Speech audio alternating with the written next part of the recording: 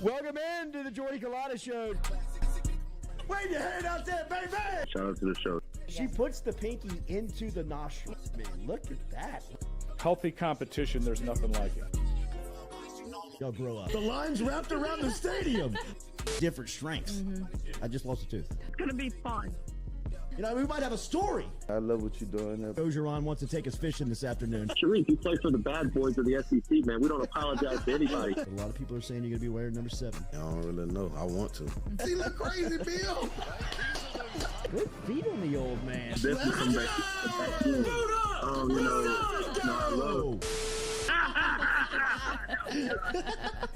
We'll be right back with the Jordy Culotta Show.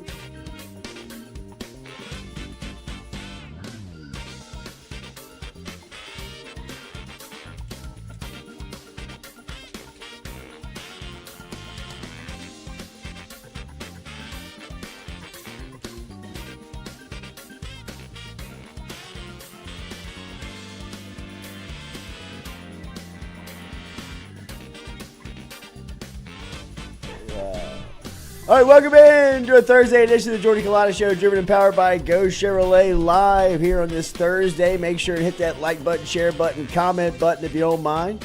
As our phone line is brought to you daily by Metropolitan Health Group, real doctors, real solutions. Appreciate our friends over at Metropolitan Health Group, Charlie Harvey and Jason Ramazan. As LSU baseball hits the road this weekend, they will travel to Texas A&M, their first road trip of the season in the SEC, their first SEC series of the year, as the Tigers will be in College Station taking on Texas A&M. We will talk to Chris Blair about it coming up here at 8:15 in the second hour today. Tigers dominating every stat. Anything that means everything in baseball, LSU seems to be number one in. As the Tigers will take this number one team on the road as they will take on A&M. We'll talk about that with Blair coming up here. Lloyd is back off of the one-day suspension. Can't seem to get it right. Back on suspension Wednesday. Too much of a good thing. Back with us on Thursday. Depends on how light the document is. Like, why don't you come on in? Yeah, we'll see, man. Stewie, why don't you share my screen? I'm going to see that it's white boy summer. Stewie's here. New little look. Yeah. I can't get over Tom Hanks' son. Yeah. Well, we were talking Entourage when you pieced out for a second after doing your WFB hit, and Stewie is flying through the season. He's already in season 7. Yes. And so that made me think of Famous People's Kids. We were talking about Scott Conn and James Conn, and then it led us down a Chet Hanks rabbit hole that Jordy had no clue that Tom Hanks even had a son. Me neither. I didn't know you had a son either. Chet is out there working. Chet. I'm working every day. Unreal. Doesn't have to. I mean, $20K for a music video. White Boy Summer is back. Unreal. How many views? How many summers did that come out? This came out 10 months ago, last year. I think a little bit. Wow. I think like a year and a half ago. But Jordy, it was a big deal. What would you do if Jordan asked you when he got older? He was like, "Dad, I need like $20K to record this music video." Go hustle, son. If it looked like that, we'd hit the. I'd be in it. We'd start fundraising. Go fund me. That sounds like a great idea. How do you know all these women? No, that's what costs money, Coach. It came out 1 year ago. He's got 3.7 million views. Oh, all right. So I hope he. Yes. Scott Conn's legit too. Yeah, I mean he's more legit than Chet. Yeah. No doubt. Yeah, But I mean, Scott Conn's a good actor. he's in Ocean's 11 or 12 or 13. One of He's them. in all of I them. think he's in all of them. Oh yeah. I think he made the cut. He made it in the. I mean, that's royalties for. I mean, his grandkids. He are making franchised. royalties. Yeah, sign that deal in perpetuity. Every time it's on USA, check hits the mail. It follows and- up the NBA on TNT. Yep. Me and You George wake up the Clooney. next morning, it's on. What a crew. Brad Pitt, George Clooney, and then It gets you every time. Yeah. it Stop will you every suck time. you in. Bernie Mac. Yeah. Yep. Like the Yeah. little Asian guy. Like That's it who I gets think you. of. It gets you every time. I'm that boy's pappy. I mean, even the older guys. I mean, the old guys are Yeah. great actors. I don't know their name, but I mean, like they'll Yeah. stop you every time. Oh, like The the guy that- gangster, like the Yeah. guy that he goes, like the That's Don. the dude with the Yeah. big glasses. Yes. The guy that gets Just has a heart pissed at attack when they can't pull it off. They just like, why are you putting me through this again? Every time he has to go to the Don and be like, look, I have a plan to rob this bank. And he just like freaks out. Stop doing it. And he's just trying to get Julia Roberts back. Isn't that who it is? Yeah, Yeah. the hot chick. All those. Could you imagine trying to compete against George Clooney for a girl? I mean, he has to It know. would take only Brad Pitt. Right. Yeah. I mean, Yeah, like, and he's not I mean, interested. this is LSU, Alabama. You know what I mean? Like, Do the write up. whoever's got the ball last is gonna win here. You gonna quit? I'm not tapping. Damn. All right, make sure to hit that like button, share button, comment button. I guess we know where Aaron Rodgers is going to play football now. Yeah, I guess he's leaving the NFC. Yeah, he's going to the AFC. I think I made that clear Friday. Like, Aaron, No, you didn't tell really anybody. didn't, buddy. He shifted the blame so quickly to Green Bay. And now, in bigger news, much more than we care about, Cincinnati has a left tackle, Orlando Brown. They signed. That's a huge deal. Yeah. I mean, 4-time Pro Bowler. Finally, Joey B's got some help there as he's going to be guaranteed over $43 million. He signs a 4-year deal worth $64 million for Orlando Brown, which is just a huge pickup. Obviously, coming over from Kansas City, he was one of the best available offensive tackles in free agency. This is back-to-back free agent off seasons that Cincinnati has really pledged and shown a lot of attention to that offensive line. Obviously, last year it was headlined by guys like Alex Kappa and Ted Karras and obviously Lyle Collins, who we were watching around here. Collins wasn't able to finish the season. Karras was knocked out, and Kappa was battling injury down the stretch. So that offseason signing didn't really work out for Cincinnati like they would hoped it had. But either way, they made it back to the AFC title game into Kansas City with Burrow still trying to run for his life back there. This is a huge signing. Now it really kind of gives you a little bit of versatility. Jonah Williams was their right tackle, their left tackle, who was knocked out late in the season, and now with Orlando Brown there, you can shift Williams over to the right side, possibly, and with Lyle Collins, we've talked about this many a times with offensive linemen. The more versatile you are. Look at Ethan Posick yesterday, who just signed a deal with Cleveland, a long-term deal. His versatility has always been what has suited him best. It's why Emory Jones is going to make just a boatload of money in the NFL, is because he's going to be a high-round draft pick, and, God willing, he stays healthy. By the time he gets round to his second contract, people are going to recognize that the guy can play any position on the offensive line that you need him to. And, at certain positions, he could be dominant. And those guys are just really rich, just extremely, extremely wealthy.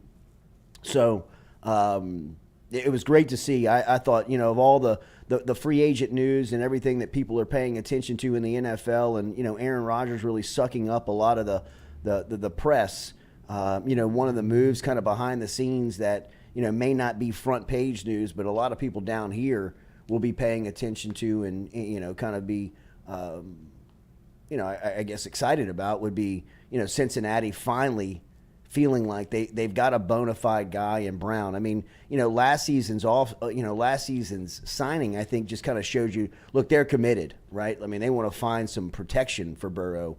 But not a lot of name recognized. I mean, I guess Kappa and those guys were, but Orlando Brown he's a Pro Bowler. He's bona fide. He's one of the best left tackles in the league.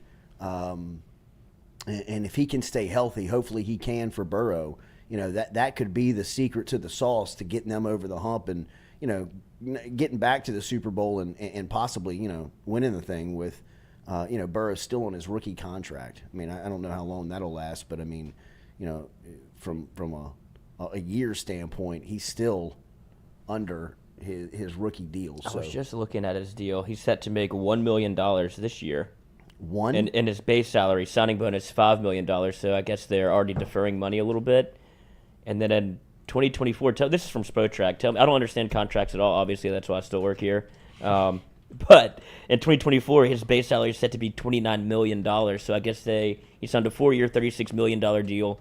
Base salary in 2020 was only $500K. Bumped up 2021, $780, 2022, $895, $1 million this year, then $29 million in 2024. So I guess they're going to. I'm more interested to see what kind of deal he commands. Is he going to try to do the Tom Brady deal, where he's able to pay T. Higgins, Jamar, Joe Mixon, keep the base crew around him, or is he going to go for a king's ransom? I think that they're going to try to get this deal done, possibly Right, but I would see, you see the Patrick Mahomes, $500 million. Yeah, no, I think that's about to happen. And I think that what's going on behind the scenes is that they're trying to figure out how long they need to make the contract and how they space the money to keep them competitive. Right. Right? How do we make sure and pay you, and you're respected as one of the top players and one of the elite at your position, all the while keeping the competitive to be able to sign an Orlando right. Brown. Can you go out and get wide receivers if you need some? Patrick Mahomes in this day and age can lose Tyreek Hill and go back to the Super Bowl and win it. Right. I mean, that's pretty incredible, but it's also that's a strategy. Hey guys, we've got to be able to replace, we've got to be able to sign, we've got to be able to have money under the cap to play with if you want to stay winning Super Bowls. We can make you the richest player in the league if you want. What do you want? Yeah, right.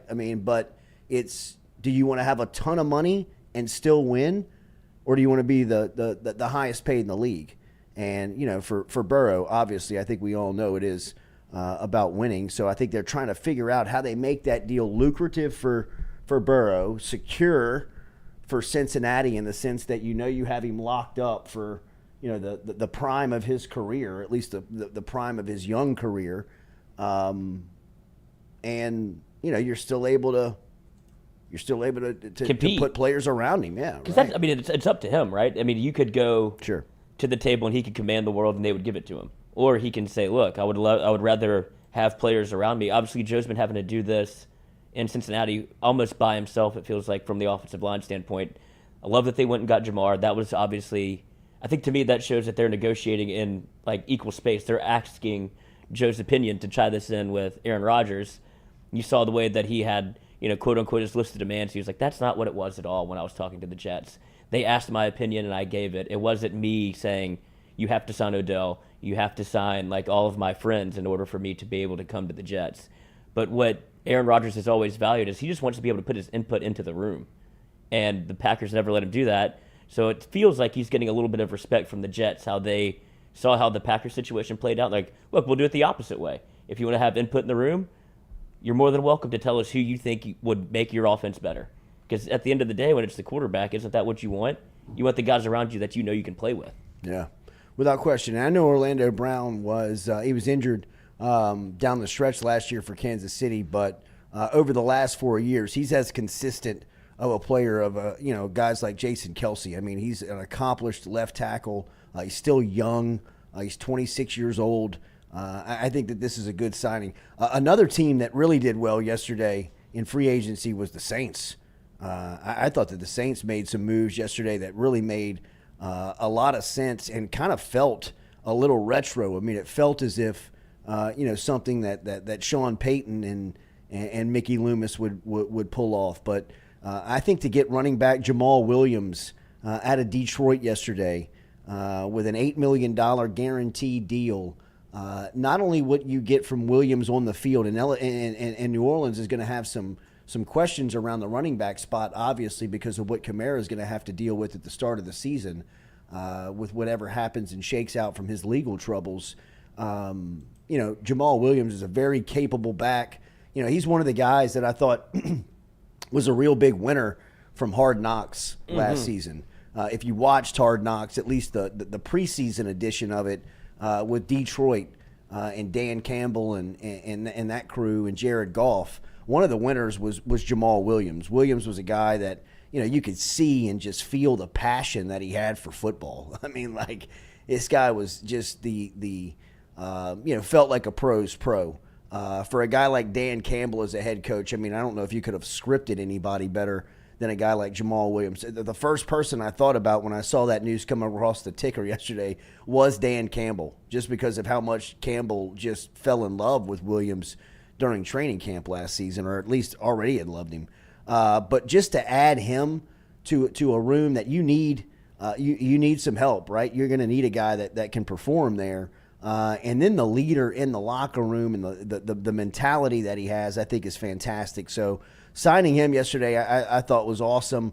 And then getting the defensive tackle, both defensive tackles in Kalen Saunders and Nathan Shepard was obviously a huge pickup for the Saints. I think it was it Cam Jordan that said earlier this week that he expects some type of move to be made on the defensive line after losing, guys like David Onyemata to Atlanta over the weekend and losing Tuttle. Shy Tuttle to Carolina, both players within the NFC South.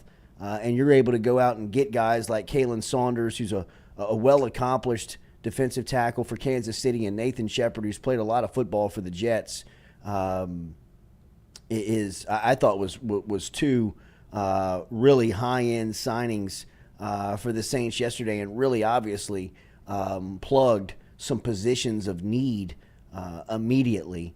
And then they did lose Deontay Hardy to the Bills yesterday, but they did pick up another linebacker. They signed Ty Summers, who was previously with the Saints. But I thought yesterday was a huge day. Obviously, it was headlined by Jamal Williams, but the two DTs in Nathan Shepard and Kalen Saunders fill positions of need that the Saints need to address immediately. So I thought that was pretty big news.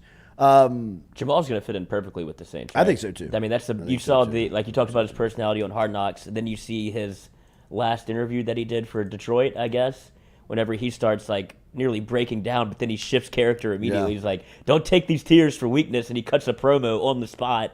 He's going to fit in that locker room so well. I'd imagine that, does this force Mark Ingram out? You carry 3 running backs, or is it like an Alvin Kamara situation where his future's up in the air with legal troubles, I guess, so you have to have almost 2 backs? Like, I don't know what the Alvin Kamara situation is with the Las Vegas PD. Well, I think that's what they're defending against. They have no idea. Right, and then so if he's able to play, do you think that's what do you do with Mark Ingram? Do you keep 3 backs on the team, or do you cut him after? I think Mark Ingram is. I because you hate to see him go the way that it ended. I do. I mean, I think that Mark Ingram is going to be a beloved New Orleans Saint for a long time. I mean, you'll remember Ingram for what he meant to the team and the city. But if you get, once you find out what Kamara's status is and how many games you're going to lose from him, and then obviously you've got Jamal Williams in there, and there's maybe a back or two that you feel like you can make it through. I just don't think that, look, man, Mark Ingram, it's just over. It's tough. Not too much tread left on those tires. I mean, Ezekiel Elliott got cut yesterday. Yeah. And I think Ezekiel Elliott is a great cautionary tale to a lot of running backs out there, right? I mean, if you look at what Saquon's and what's happening with him in the Giants, I mean, Daniel Jones is getting $30 million a year. Saquon's getting franchise tagged. I mean, you look at, I think people are looking at Ezekiel Elliott and they look at the Tony Pollard situation where it was obvious who the better back was the last 2 years. They were playing Zeke because they were trying to justify the payment. They were paying this guy and this exorbitant amount of money. Look at the way that Kansas City handled their running back situation this year with Pacheco, McKinnon, and Clyde. Clyde's a first-round pick. Pacheco's a 7th-round pick. They looked at the 7th round pick and they said, look, we're getting better production, we're getting better value, and we're getting more out of that player right now. Once Clyde became healthy, and he was healthy at the last part of the season in the playoffs, they made the decision that said, we're going with the guy that we think's better right now. And that's ultimately what, was a part of them winning down the stretch. He was a huge piece in the Super Bowl. Not only in the Super Bowl, but all through the playoff run. He was enormous. That's what you saw. That's what they thought Clyde was going to be, right? I don't know if it was an injury situation where he could never really get right, because at the beginning, in his rookie year, he was good. Yeah. He just kind of fell off, and then Pacheco comes in and just takes the job. Well, and I think it's not a shot at Clyde by any means. I mean, Clyde was a very good running back in the NFL, and when he is healthy, and whatever Kansas City decides to do with him, he's going to play a lot more football at that level. You wonder what KC does now when they saw that they've got a couple other guys that are cheaper. I mean, really, it comes down to business in that sense. And when you look at the business of what Dallas and what they did with Zeke, and I don't think that anybody looks at Jerry Jones and the Cowboys as some type of business model to follow in the NFL, but I think you can look in examples and say, look, this is what happens when you pay a running back a ton of money, right? That's. I mean, Zeke was never the same after that contract. Went on a St. Patty's Day parade, float, lifted a T-shirt up, got in trouble. That's all she wrote. But you can't. I mean, I'm even talking about on the field. Right. Well, that's the bigger issue, right? Right. It kind of set the market for all running backs going forward as it's easier to just tag them and cut them.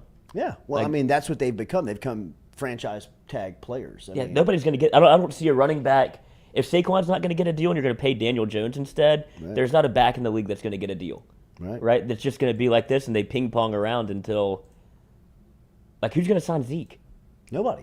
You think it's not over? That number. I mean, it's not over, but, he's going to have to take a significant pay cut. Like, that's another thing for those guys. I mean, you get this you get this bravado built up about you when you're the highest paid running back in the league, and then you get cut, and, real life kind of sets in where – his agent calls him this morning, and they're like, what's the market? And he's like, nobody's calling, man. Like there's people are calling and saying, will he play for a little over the league minimum?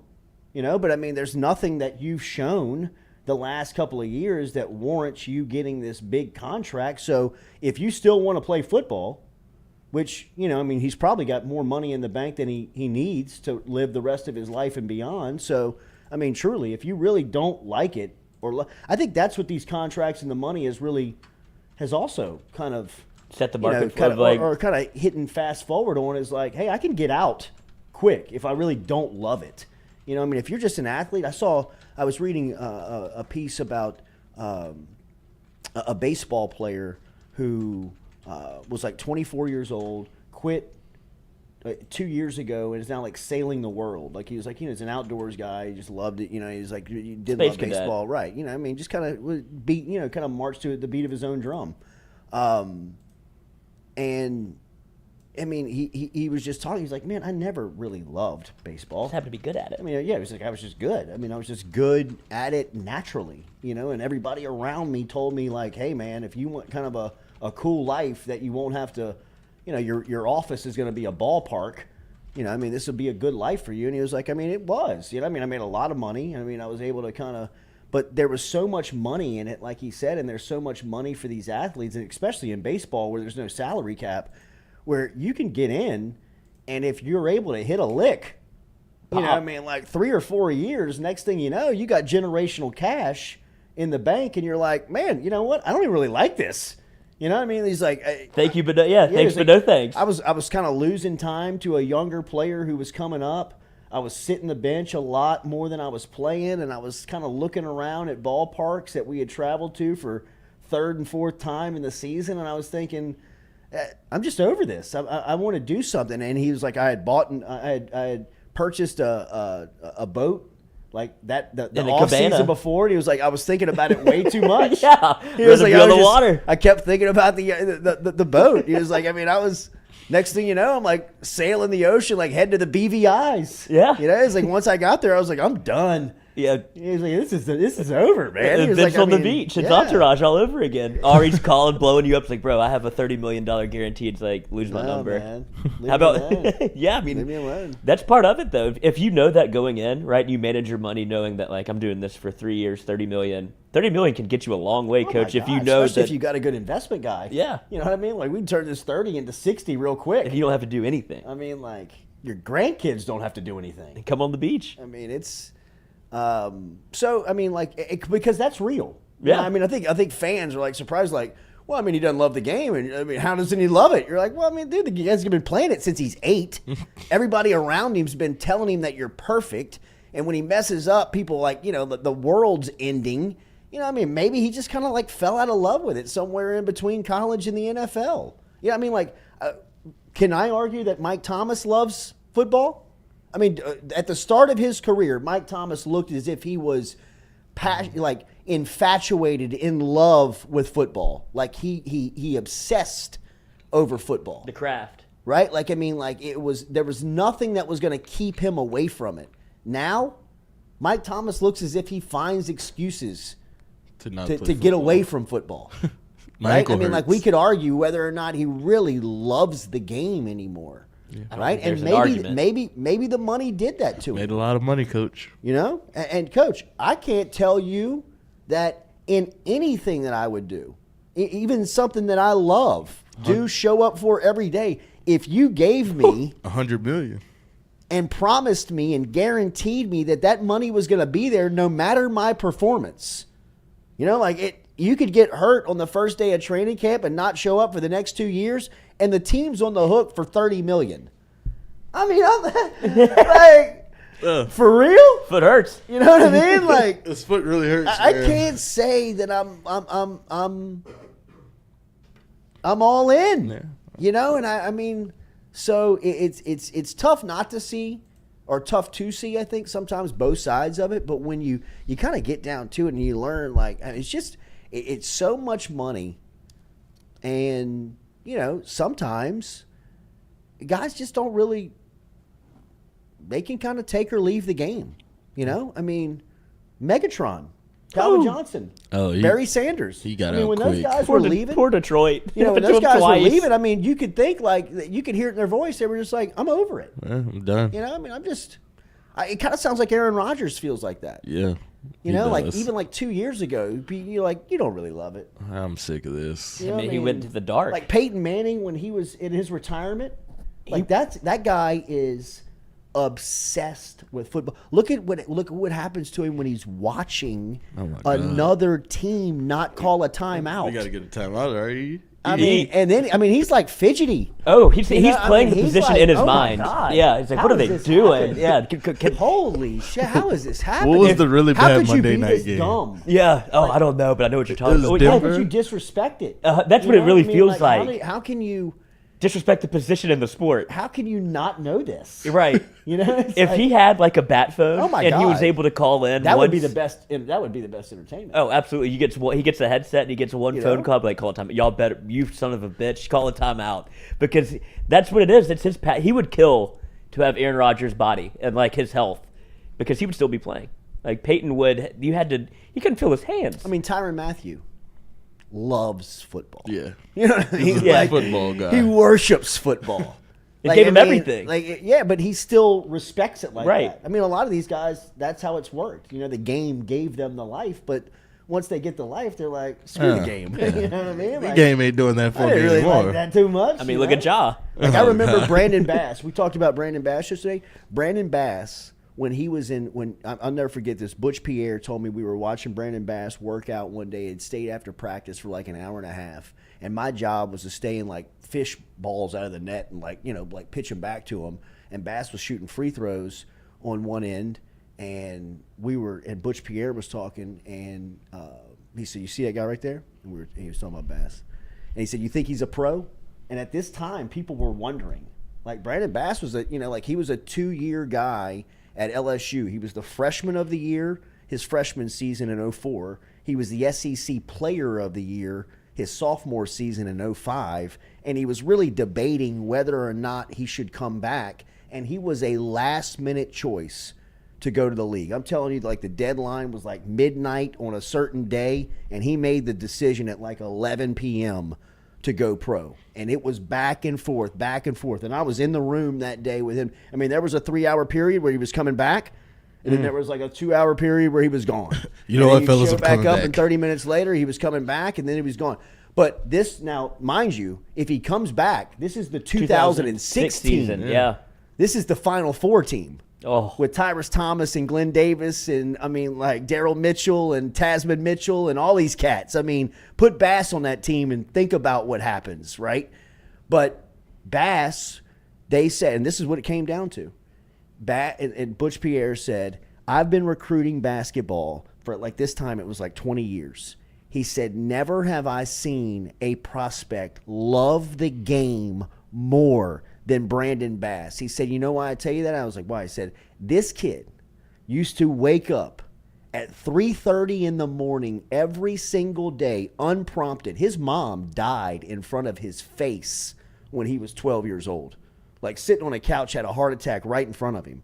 Damn. You know what I mean? Like as a 12-year-old kid, and his mom at that time is his rock. I mean, like everything in the world to him, right? So, I mean, his life is different.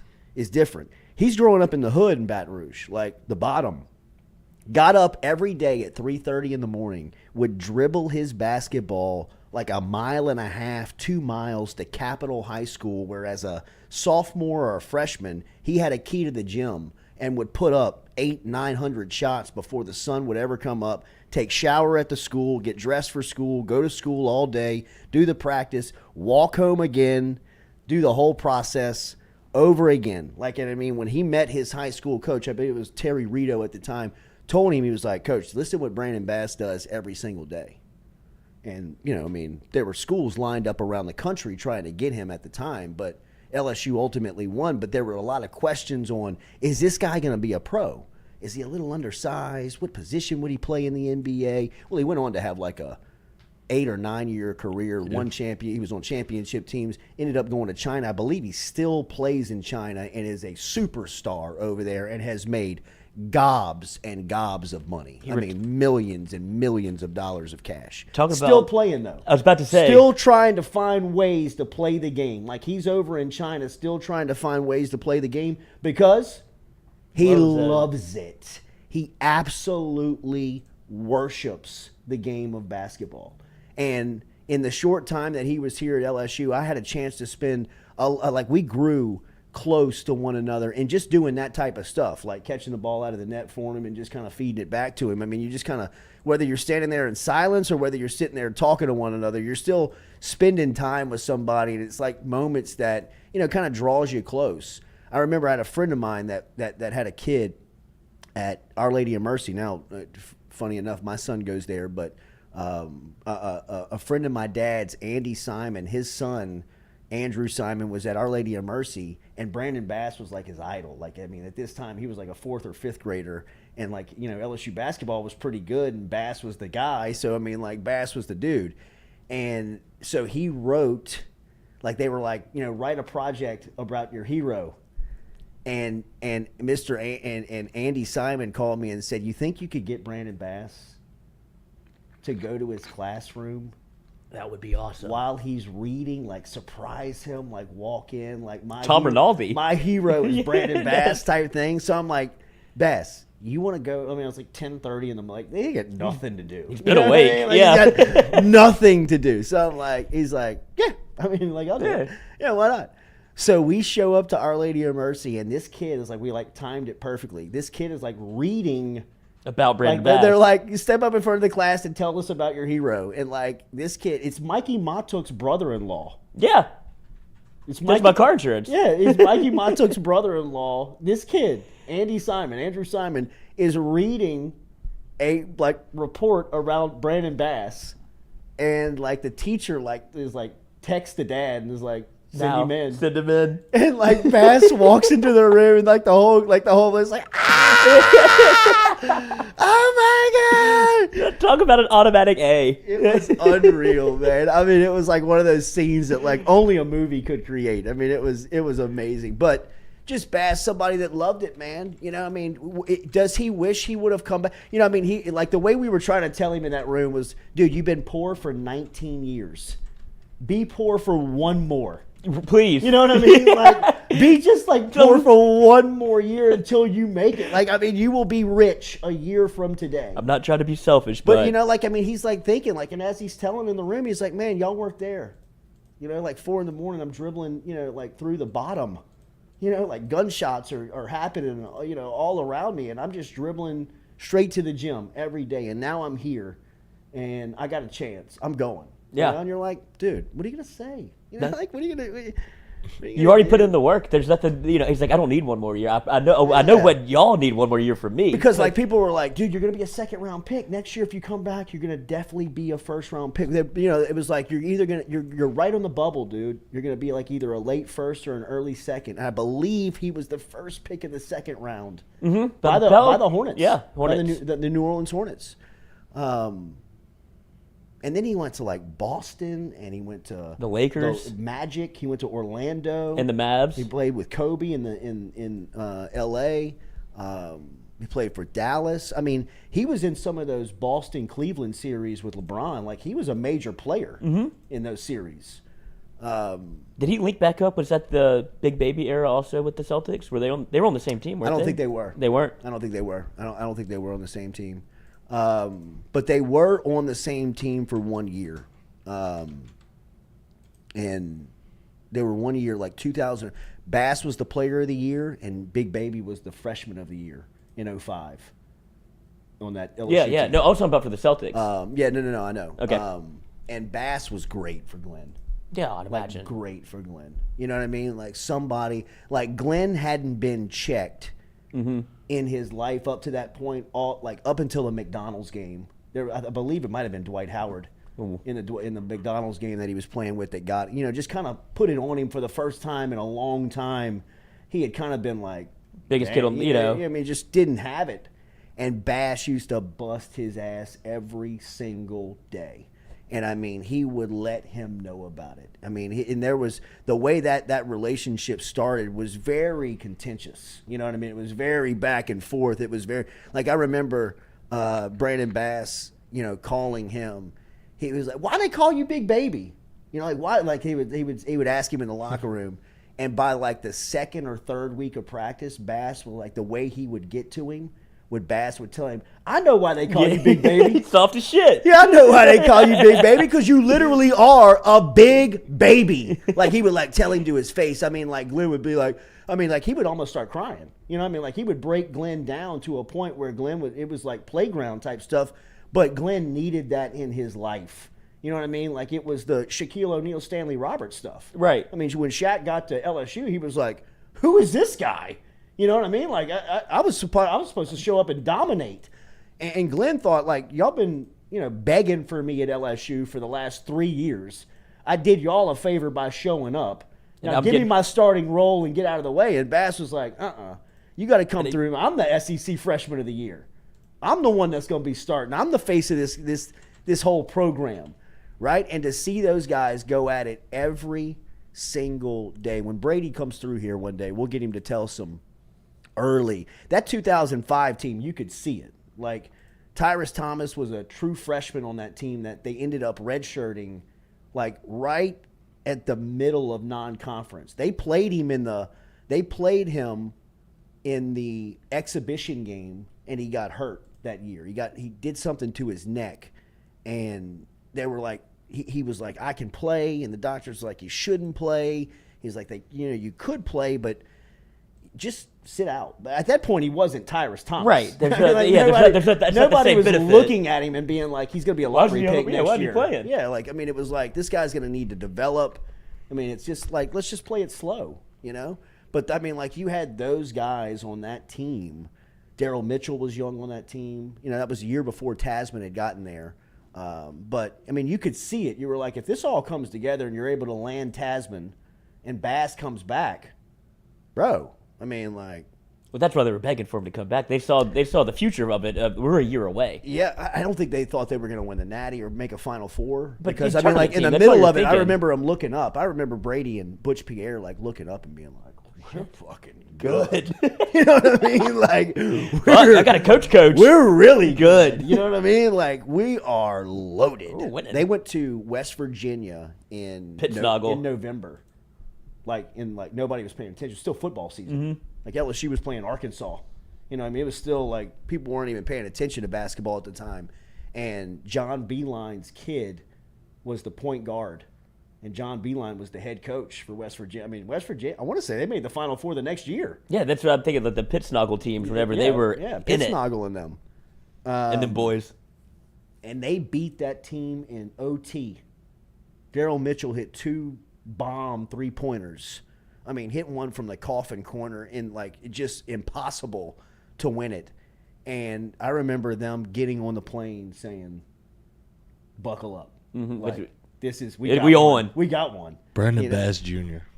Oh, yes. Oh, hell yeah. Hell yeah. Give me this. Where's he at? Florida. Orlando? Look at him. He's built just like him. He's a freshman. They said they were talking about it in the chat. Class of 2026. Oh, yeah. Jeff and Ken or Jordy, fun fact. Guess how many stars Tyrus had? I'd say 2. Did he have any? None. Yeah, I was going to say 0. He tweeted it out the other day. He quit basketball his junior year. Like in high school? He didn't play his junior and senior year. And then he goes. People knew about him because of AAU. Yeah. Him and the coach didn't get along. You got to make that relationship work. Yeah, I mean it was. If you're the head coach like Tyrus, I understand we're knocking heads here. I remember Tyrus. He went to they had an all-star game at Woodlawn that year. They had an all-star basketball game at Woodlawn that year, and they had all the dogs. They had Glenn, they had Garrett, they had Anthony Kimball went on to play running back at Stanford. Was on that team, was on that floor. Woodlawn had a couple of freaks. It was kind of like an area because they were so good in this area, and Tyrus Thomas showed up. And people were like, "Who's this? Boy. Like, who's this?" Like, he grabbed like they were handing out all-star uniforms. Give you a jersey. He had one that it was too tight for him, where it was pulling back on him. You know what I mean? Like track it uniform. didn't fit. It would look like it was probably my jersey that he was wearing. You know what I mean? It was like, this ain't gonna work. Look, we got a small. They just threw it to him, and coach, I'm telling you, in the first 3 minutes. People were that he checked in. He didn't start, you know what I mean? They started all the dogs, and he's sitting on the end of the bench. He's got his headband on, tilted. His shoes are not even really laced up. And he gets in. This is the day that LSU offers him. LSU didn't offer him until a month before the signing day. He wasn't playing basketball. I want to say that he had one. He had one offer. I think it was Virginia Tech or something had offered Tyrus. And Tyrus Thomas's story is crazy. And he shows up in this all-star game at Woodlawn, and he catches somebody shoots a jumper, and he jumps from a step inside of the free throw line and grabs one and tomahawks it, catches it and pulls it back and whack. And wake the gym up. Just everybody's oh shit. I mean, even Glenn and them are who is this? Yeah, and Butch Pierre offered him that day. That day, they were "You're coming to LSU. You're playing basketball, and even though you don't have any idea what you're doing, we're about to figure it out." And coach, 2 years later, he was the second pick in the draft. People have no idea how crazy of a freaky story Tyrus Thomas is. He came out of nowhere. Nowhere. They played UConn on CBS on national TV in the middle of January, which is kind of the start of basketball season because football season had just ended. And they were playing, I want to say they were playing the Saturday football time slot, after, the SEC championship game or something. And this is when UConn had Rudy Gay was on that team. They had other ones that Villanueva. Yeah, was on that squad. They were loaded. I think they were the number 1 team in the country. And LSU went up to UConn in January, and Daryl Mitchell missed a game winner. It's the only game winner he missed all year. I think I That's remember the only this, yeah. one he missed all year, and it rimmed in and out, and it popped out, and he had a clean look at it. I mean, like he had a dead look at it. But Tyrus Thomas, that day, that was his coming out party because nobody had known about him. And it was Clark Kellogg, the CBS commentator, was like, I've never heard of Tyrus Thomas, but I love it. but he's a household name now because like he's like jumping and blocking and like they put him into the game like 6 minutes in. We got to get Brady to tell this story. It's unbelievable. 13 rebounds, 7 blocks, and 15 points. What is it? He had 15, 13, and 7 blocks. I mean, Coach, he was flying around out there. This is when they didn't start him. Right, that's it. He comes off the bench to do that. Start. It was unreal, man.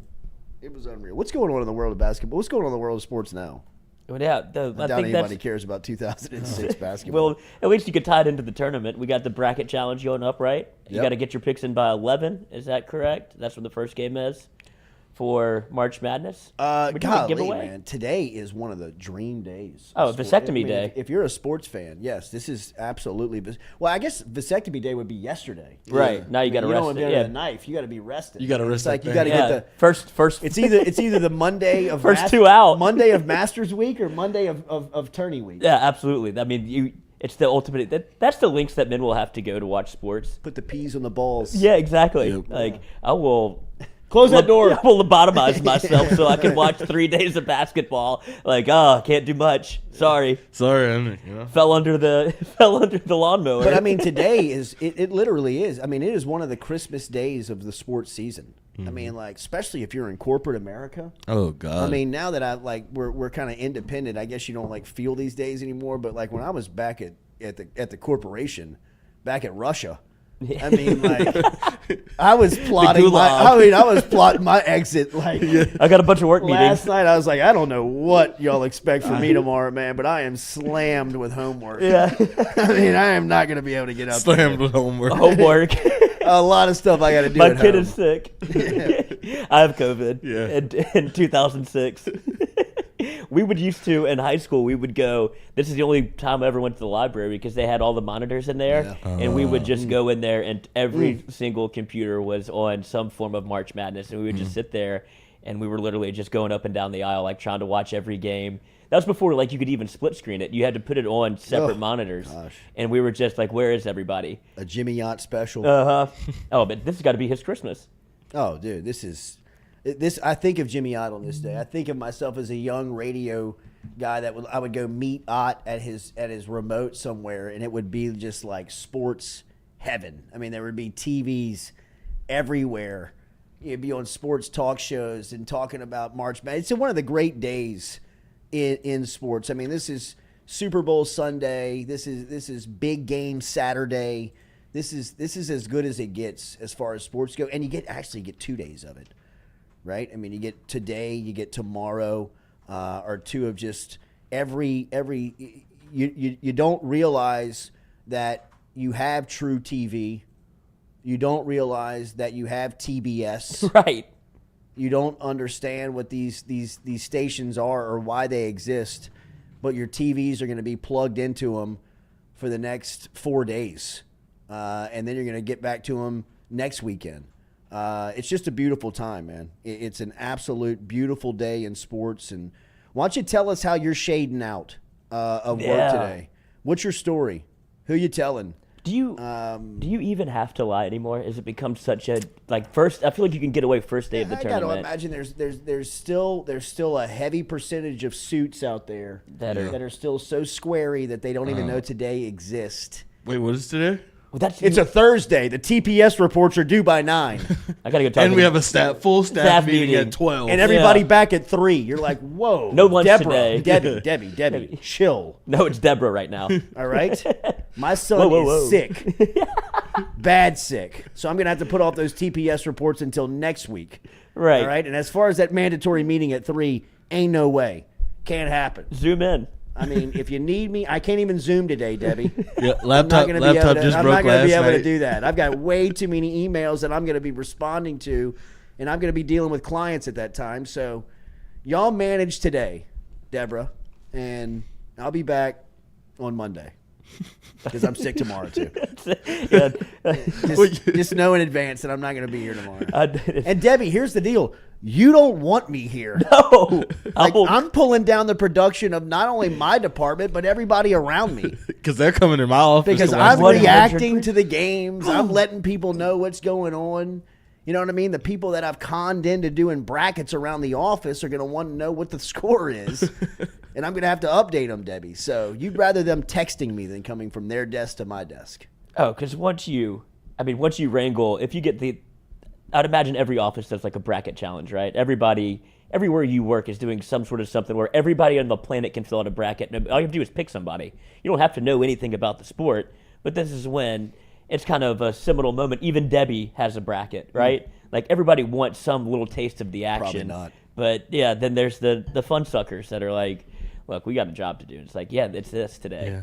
Look, this is good for camaraderie. It's March Madness, buddy. This is good for the whole group. Or I don't have to be here today. Yeah, I'll go and home. if this 10-team parlay hits, you won't see me Monday. Might not see me Tuesday Yeah, either. I'm riding this thing. I might be in Vegas. I might have to go. Got to go pick up a check. But that's so crazy because we were talking about this before the show. Of this used to be, we were talking about like I would watch any game that came on TV whenever I was from 7 years old to 18 years old. Like it was just boom, pop it on. Ooh, basketball's on. Yeah, and it didn't matter who was playing. And now I don't do that in the same way because it feels like you have so many options. But to go back to March Madness, it's you have so many options, but you have to go. It feels like old school a little bit. We have to go on the hunt. Like I have to go figure out where True TV is. No doubt. Because I'm not watching Impractical Jokers at 10 p.m. No. Like I don't even know what channel it is, but I will today. Yeah. And I'll forget it 365 days from now. And then you'll wake up at 2 a.m. and get back in your bed and some cheasy television Well, series. that's will what I'm be saying. on. Impractical Jokers has been running. Like Yeah, I fell asleep They to were it. so ready Look, there's to run Shannon that. Doherty. Yeah. Chris Hansen. Come have a seat right over here. Oh, Like, God. No, dude. That's True TV. Is that what that is? Yeah. Alex Murdoch. Yeah. God. God, I haven't watched any of that. Any? Yeah. My watched dad's it. obsessed with it. I'm obsessed. I watched the first episode. You're talking about the murders? I know. I mean, I've fallen into like the YouTube hole of Murdoch. Were you God. watching like the trial? I mean, I'm watching. I can't go all in on the trial, but I'm watching like snippets of people on the stand. I'm watching like explanations of the evidence. I'm watching the old, like when they show up to the grounds and see him for the first time. It's just it's crazy. I mean, it's just it's wild, man. I mean, I hate as public, we're captivated by this stuff, but I mean, it's kind of like a new age OJ trial with social media, Right. and the Johnny Depp thing kind of set it off like that, yeah, right? I guess so. Yeah. But this is just it's so, man. It's hard to fathom how evil it is. When you're talking about your son and your wife, And he's acting like he didn't do it. right. Which And has got to be a hard thing to convince yourself. to keep it up. That's where you get the OJ element, I'd imagine, where it's like, bro, how can you lie to yourself like this? And OJ's even commenting on the trial, like trying to give him advice. I know. In his recliner. Yeah. Well, if you want to be like me. He's like, people keep asking me to comment on this trial. I'm not sure why. I don't know what I have anything The to do comments with are awesome. I didn't do anything. it. On IG Live. From one cold-blooded killer to another. Send him to the stand. I mean, if I were to do it, this is how I'd get away with OJ it. loves Twitter. Like he is all in on the Yeah, Twitter sphere. it keeps him relevant. Yeah. I mean, and besides, the double homicide thing, which I don't want to laugh. I mean, but he is kind of funny. He's like the way he's quirky. just you're like, dude. I mean, no awareness at all. That's what's funny. This dude Yeah, just that's the doesn't- funny part. he The doesn't lack of care. awareness. He's on the golf course. Everything Just, always comes back to him. Like everything's about me. Like everything's always about OJ. He's Yeah. like, I remember a time. Like he could give you like an example. He's like, I remember a time when I was. You're like, man, you have nothing to do with this though, man. OJ. I mean, like, OJ. But that's the funny part about it. When I met OJ, he was talking about, like, he has family in Natchitoches, Louisiana. We're like, OJ, how did you make this, like, how are you putting all of this? I don't know if he's lying or not, first of all. Like, if he was just picking up parts of the conversation, he might be a genius. Like, he's just picking up parts of the conversation. And we were all talking to him. I met him in Las Vegas, of course. He was golfing by himself. I don't know why he can't find a partner. Shocking. Nobody wants to go play golf alone with OJ. Yeah, right. Yeah. Let me check your bag, Yeah, dude. put me down for a 4. But- Sure, I gave you a 3 Yeah, actually. I gave you 2, double. It's a mean slice you got, OJ. It's a cut off the T. But when we met him, he like started picking up parts of this conversation. I was in graduate school at NAC in Northwestern at the time, and he's like, "Oh, I've got family at NAC," and she starts talking about Front Street and like how he goes on Cane River, and I was like, wow, how do you have like 7 circles of OJ? Everything that he talks about, he's lived part of it. Like, he lives his life. I mean, you forget, though, man. I mean, we don't forget because we weren't really alive for it. But, I mean, for about a 25-year period, bro, he was as popular of a character that was in this country. I mean, like, he was – that documentary on OJ is still to this day. It's the best documentary I've ever seen. Yeah. It is that 4-part documentary series on OJ and just how – all of it played into his court case of just what America was and perceived him as. I mean, the greatest line I think in there is from one of these, country club white guys that said, to give you an idea of how popular OJ Simpson was at the time, he said, even the bigots at the country club liked OJ. You know what I mean? Even the people that do not like you. Even the racist, I mean, like, even the people that were like, that's a racist son of a bitch. It was like, Juice, come over here and sit with us. The Juice, please, come here, buddy. I mean, but to give you an, like, this guy's got like his collar popped. You know what I mean? He's got like sunglasses on in a dark room. You know what I mean? Like the presidential gold Rolex. You know what I mean? Like arms folded. He's like, to give you an idea of how popular OJ was at the time. Even the bigots at the country club loved him. You know what I mean? Like, think about how that hit. I mean, like, this is in the 80s. Yeah. You know what I mean? So, like, even, like, being racist back then, you could be open. Yeah, you know what I mean? Like, they were just, like, open about their racism about it. You know what I mean? Like, so you the era of Rodney King. Yeah, I think that there were only 2 black members at the Beverly Hills Country Club during the time, and it was OJ and Sidney Poitier, who was like like an Oscar-winning actor. You know, I mean, it was just it was incredible. Yeah, you're not supposed to be in the club. Right. And OJ was a different level of popular Famous. in a time where, rarely people were allowed to be that popular. Yeah. You know what I mean? Yeah. Like, just mainstream would not allow it. They just wouldn't allow those types of person. And OJ he crossed over. You know what I mean? Like, he was the guy that started acting, running through the airport. Yeah, hurts. You and OJ, thick as thieves. It was, exactly. Run through the airport. Right. But that's unbelievable, and that's how you get from college basketball to true TV. Exactly. OJ, you might see the white Bronco. You could. Didn't that happen during the finals? It happened during the NBA finals. Yeah. Did they like stop the finals? They stopped the finals. Put that on That's game? when it was tape delayed. No. Wasn't it? No. No, this was the Knicks and the Rockets. Yeah, 1994. 1994. Yeah, Jordan was out of it. Tough. Jordan was playing baseball. Or he lost in the first round. One of the two. Never. Yes, he did. When he was younger. Yeah. But not in the 90s. No. It was for the Barons. But yeah, I mean, like, that gives you an idea. Yeah. Of how popular he was. Who is that today? Yeah. Would it be? I guess LeBron is probably the most famous athlete. OJ was the most famous athlete on the planet. But he wasn't an athlete. You know this I mean? is like it was over. This is post-playing he was career. 45 years old. Yeah, he finished what? I mean, the reason why he 86? was so popular at this point was because he was like a broadcaster on television. He was in movies. Yeah. You know, I mean, he was The Naked Gun. He was everywhere. Yeah. You know, I mean, he really was. I mean, it was. I believe he was like the NBC sideline correspondent. He was for the NFL. Yep. You know, I mean, he was. Was he wearing gloves? No, but they tracked his shoes to it. If you remember, the shoes in the case that he was wearing, like they had the shoe prints of, they pulled up a picture of him on the sideline at a game of the shoe that like fit the. It was like these fit the bill. Black Enzo something type of shoes that he was wearing. I mean, it was. I guess Dude, the OJ case now, I mean, like, it would play today. Oh, no doubt. Like, I mean, like, just even how it was orchestrated. Oh, they crucified him today. He definitely killed his wife if he did it today. Oh, Twitter would be on it, Coach. Oh, my God. I mean, well, I mean, he definitely killed her. Yeah. Allegedly. Yeah. Allegedly. But, I mean, good Lord. OJ's going to But, sue like, he doesn't win in 2023. You don't think he wins in 2023? No, coach. Because the Twitter detectives are out. Yeah, like it's too much like Court of public opinion. right, and they'd kill him. That's crazy because he was like his fame almost came. It was probably his biggest advocate, but him being on TV all the time, they probably were like if we had Twitter, they would or like the internet essentially. To be able to pull so many different stills of him, like with the gloves on, from like a cold game on the sidelines, the shoes, like, Oh yeah, coach, we don't Twitter even have, investigators are there. yeah, we don't even have to say anything in court. Like Exhibit A, Exhibit B, here it is. Throw away the key. OJ, the juice is Not loose. full of pulp. That's crazy. man. And that story of asking him to try the gloves on is nuts.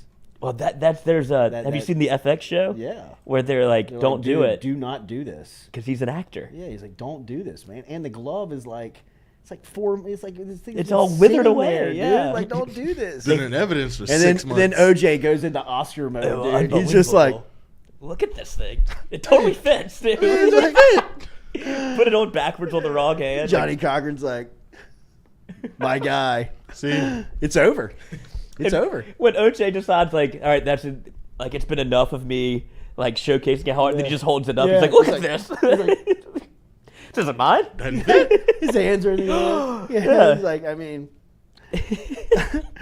All right, 8 o'clock hour coming at you. We're going to talk to Chris Blair coming up here shortly. LSU baseball off to College Station. Blair's going to stop in before he goes to the airport. We'll be back more here at the Jordy Culotta Show, brought to you by RMB Builders. Remember our crew, Rhett Bourgeois and the crew, RMB Builders. You can find them online. You can find them on Instagram. Get in touch with them there. If you're looking for a brand new house, if you want to refurbish a house, reconstruction, get in touch with RMB. We'll be back with more of the show coming up next here on YouTube. Stick around with us.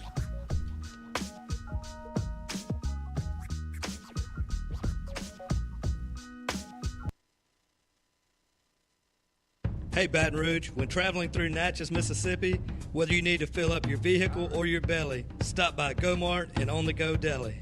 Go-Mart has clean restrooms, community coffee, an awesome beer cave, and a great selection of anything you might need on your trip.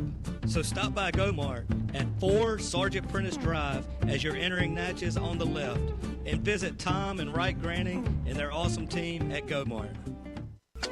Are you looking for sound financial advice? Then get in touch with Daniel Newman of Edward Jones. You can call him today at 225-261-8262 or email him daniel.newman@edwardjones.com. If you're planning for retirement, saving for college, for children or grandchildren, or just looking for sound investment opportunities, get in touch with Daniel today, 225-261-8262, located on Magnolia Square Drive in Central.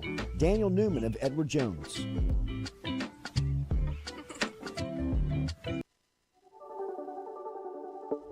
Don't let the name fool you. Men's Total Health has offerings for the ladies, too. Guys, is your wife or partner suffering from urinary incontinence, low sexual desire, or pain during sex? Then the O-Shot might be for her. Don't let it scare you. It's totally natural. It's PRP. And Mike Roach and the crew at Men's Total Health will make you as comfortable as you can be. Contact me for more information, Katie at jordyculotta.show.com, and I'm happy to tell you everything that Men's Total Health has to offer for the ladies.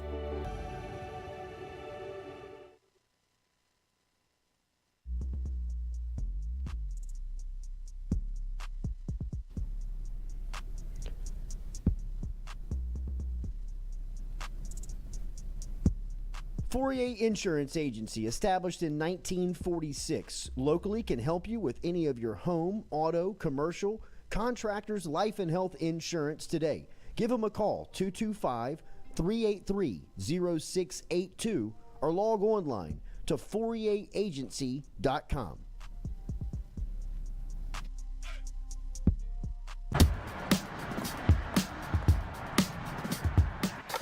Hey, she's on her way up.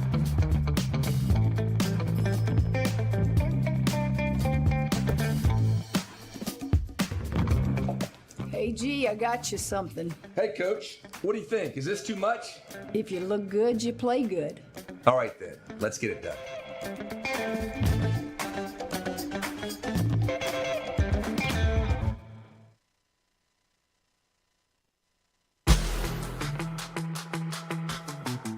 Donaldsonville Glass and Body, the trusted name in frame, body, and automotive paint repair since 1977. They have served their customers for over 45 years. You can find them online at dgbauto.com or stop in and see them Railroad Avenue and Division Street out in Donaldsonville, Louisiana. Look, they can help you with your insurance claims. They can make the repair process as stress-free as possible. I'm speaking from experience here. I've got numerous windshields, body repair, all done by Kenny and the crew over at Donaldsonville Glass and Body. They are, without question, the most well-equipped shop in the area. Stop in and see them today. Shop them online, dgbauto.com, or stop in and see the crew over in Division Street in Donaldsonville, Louisiana. Donaldsonville Glass and Body.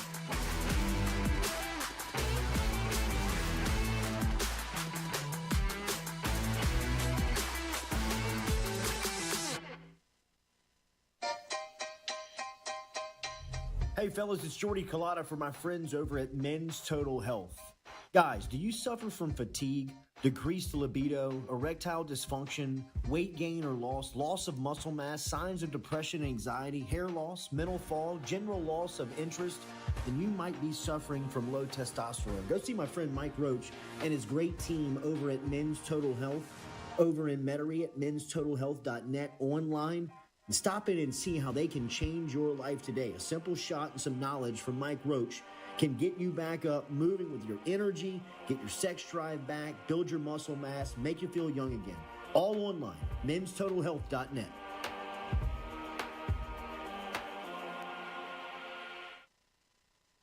Red Stick Sports, a local staple in Baton Rouge to all sports fans, was founded back in 1981 and has remained a family business for over 40 years. Today, they still have the great selection on the floor, but they're also a leader in custom apparel for businesses, sports teams, and other groups. Take it from us, everybody over here at FM Digital Media. They help us out with all of our apparel. Let them help you out today. Go ask for Cody over at Red Stick Sports. Check him out online at redsticksports.biz. The Jordy Culotta Show is brought to you by A-Bears Lawn Maintenance. Commercial or residential, A-Bears Lawn Maintenance is ready to work. A-Bears can tackle all your homeowners association requirements. Call Blake at 225-485-8022. A-Bears Lawn Maintenance.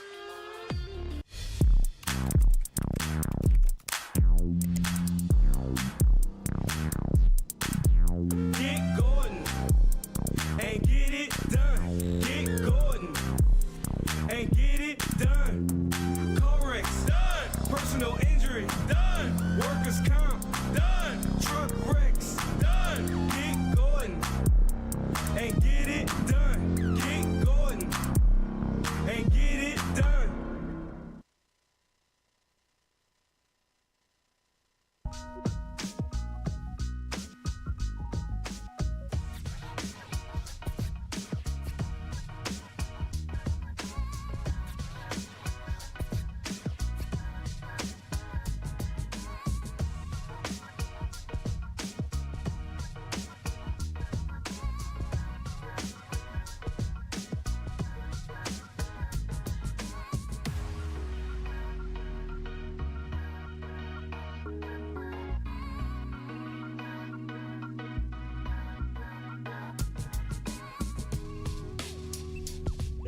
All right, welcome back here to the second hour of the Jordy Culotta Show. As we are moving along here, make sure and hit that like button, share button, comment button if you don't mind, as we'll be here with you. Chris Blair will stop in here in a little bit as we will talk LSU baseball as this Tiger team gets on the road. LSU women's basketball will crank up NCAA play tomorrow versus Hawaii. That game will be played in Baton Rouge. Tip time set for somewhere around 4:30. Tomorrow, be on ESPN2. Hawaii a 14 seed, LSU a 3 seed. As this is the second straight season under Coach Mulkey that LSU will be a host site for the first 2 rounds of the NCAA tournament. Some other LSU women's basketball news: Angel Reese has been named an AP First Team All-American. Yesterday, it was announced as she was obviously on the All-SEC First Team squad. She was on the All-Defensive team.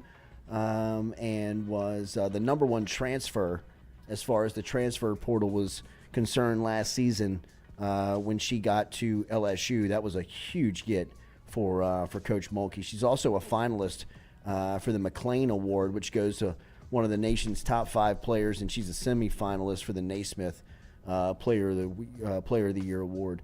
She had 27 double-doubles in 28 games this year. Obviously a huge story for the Baltimore, Maryland native, as Angel Reese has made a huge mark in her one season on Baton Rouge since being here in Kim Mulkey's program. So they'll crank up tomorrow inside the Maravich Center. Right around 4:30 is the supposed tip time.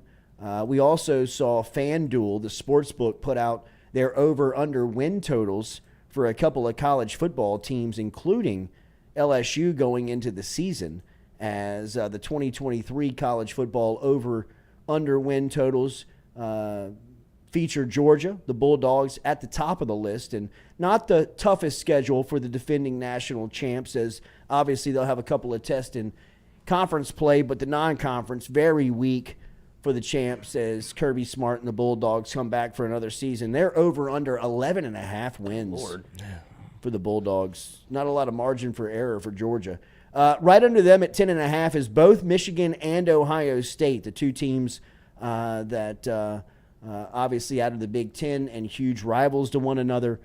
Michigan has gotten the best of Ohio State in the past 2 seasons. So Ryan Day and the Buckeyes looking to get back on track, at least as far as that game goes for the regular season. Both teams made the playoffs last season, though. Michigan State and Ohio State at 10.5. Notre Dame and Penn State after that. Penn State at 9.5 over and under as far as the win total goes. And then Notre Dame, LSU, Tennessee, and Iowa. Are all sitting in the same spot. A little bit of nepotism going on at Iowa right now. They still have a little bit, a lot. That'll be a case study one day on nepotism. Never gonna fire him. Of what's going on there with Iowa's offense. I mean, geez, man. How many touchdowns have they scored in the last 2 years? That's a great question, and I would say that it is under offensively. I would say that it's under 25, 20. I would say that it's under 20. I'm just looking up their points per game and where they ranked. They were 120th. The last in the country? Oh, they were last. I believe it was a dog fight each week between Iowa and UMass. Bro. I believe they're 125th in the country out of 131 teams, and it's your son. They averaged more defensive touchdowns a game than they did offensive. Absolutely. 0.5 offensive touchdowns a game. Don't tell me football's not changing. I mean, this is another way to look at it. You know, we're just trying to play the game backwards. Well, I think it sounds good. I think that you can look at Iowa as the great example of kind of how football has changed over the last decade. I mean, what did the number one defense used to get you? A championship. Cool. Yeah. LSU. You know what I mean? Absolutely. I mean, look even in the NFL.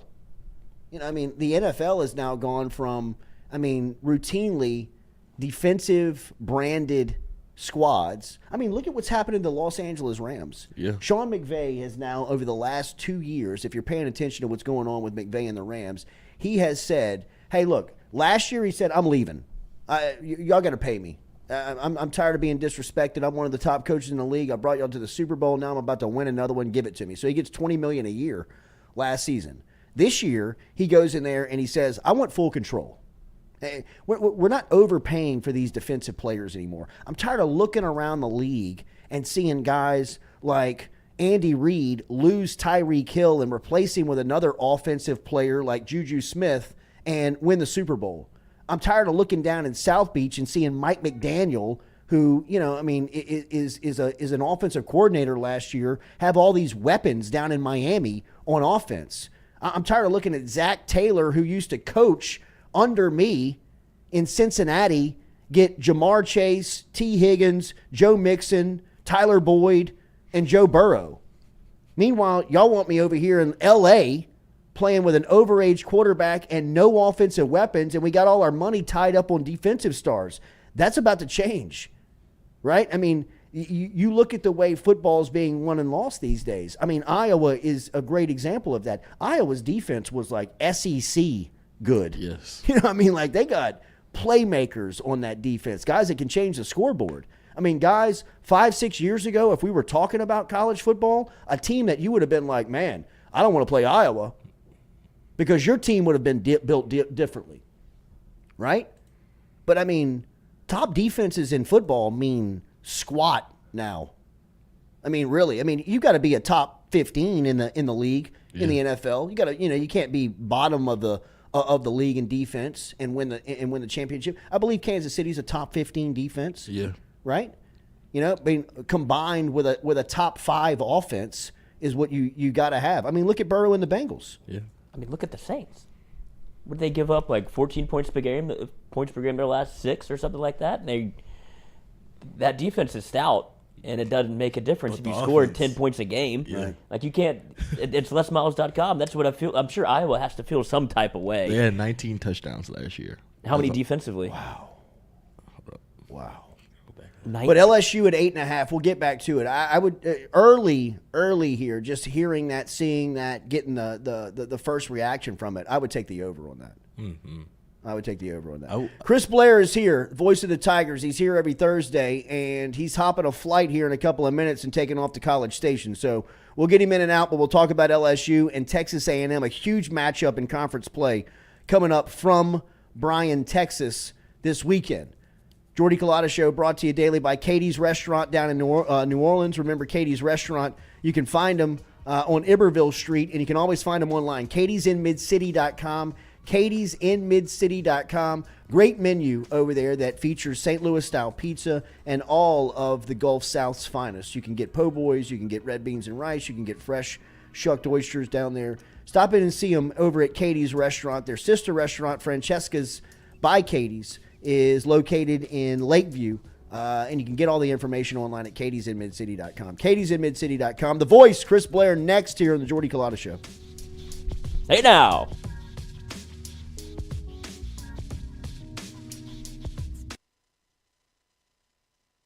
Hey Baton Rouge, when traveling through Natchez, Mississippi, whether you need to fill up your vehicle or your belly, stop by Go-Mart and On The Go Deli.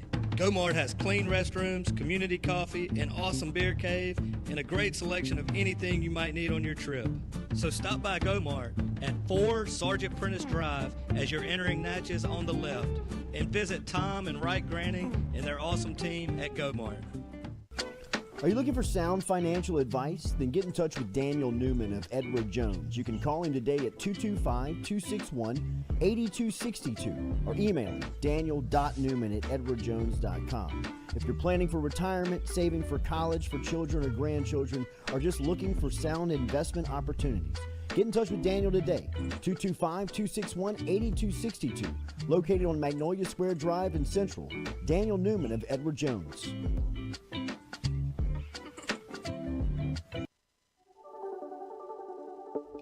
Don't let the name fool you. Men's Total Health has offerings for the ladies, too. Guys, is your wife or partner suffering from urinary incontinence, low sexual desire, or pain during sex? Then the O shot might be for her. Don't let it scare you. It's totally natural. It's PRP. And Mike Roach and the crew at Men's Total Health will make you as comfortable as you can be. Contact me for more information, Katie@JordyCulottaShow.com, and I'm happy to tell you everything that Men's Total Health has to offer for the ladies.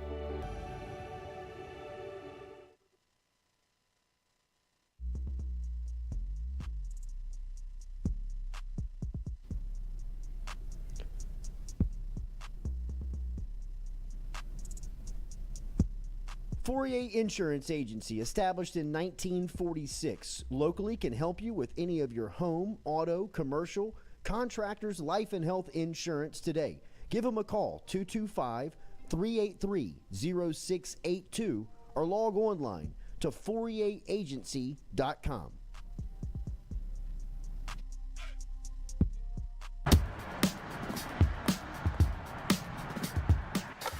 Hey, she's on her way up.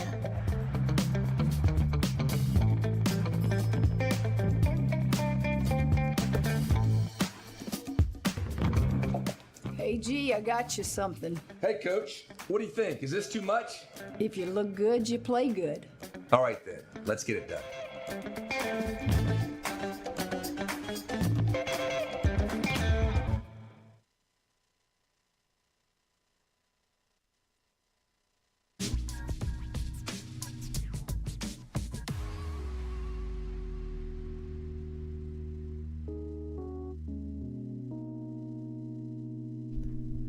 All right, welcome back here to the Jordy Culotta Show on this Thursday. Always look forward to our conversation with the voice, Chris Blair, who comes through each week here. Last week he was up at SEC basketball tournament. This week he is flying out to College Station, where everybody's eyeballs will be peeled for SEC baseball getting cranked up this weekend. And LSU, who leads in every major category. And when I say lead, I mean like number one in the country leads in every major category in baseball. Is taking off for their first conference test of the weekend. So, Chris, good morning. It's good to see you. Thanks for stopping in, man. Hey, man. Thanks for having me, and thanks for the swag, which will come in handy. We were talking about. It's going to be a little chilly in Bryan College Station. Weather's going to be not optimal, so this will be able to keep me warm. Thanks. Absolutely, no pressure, but the staff expects to see it on the live stream. I've been told.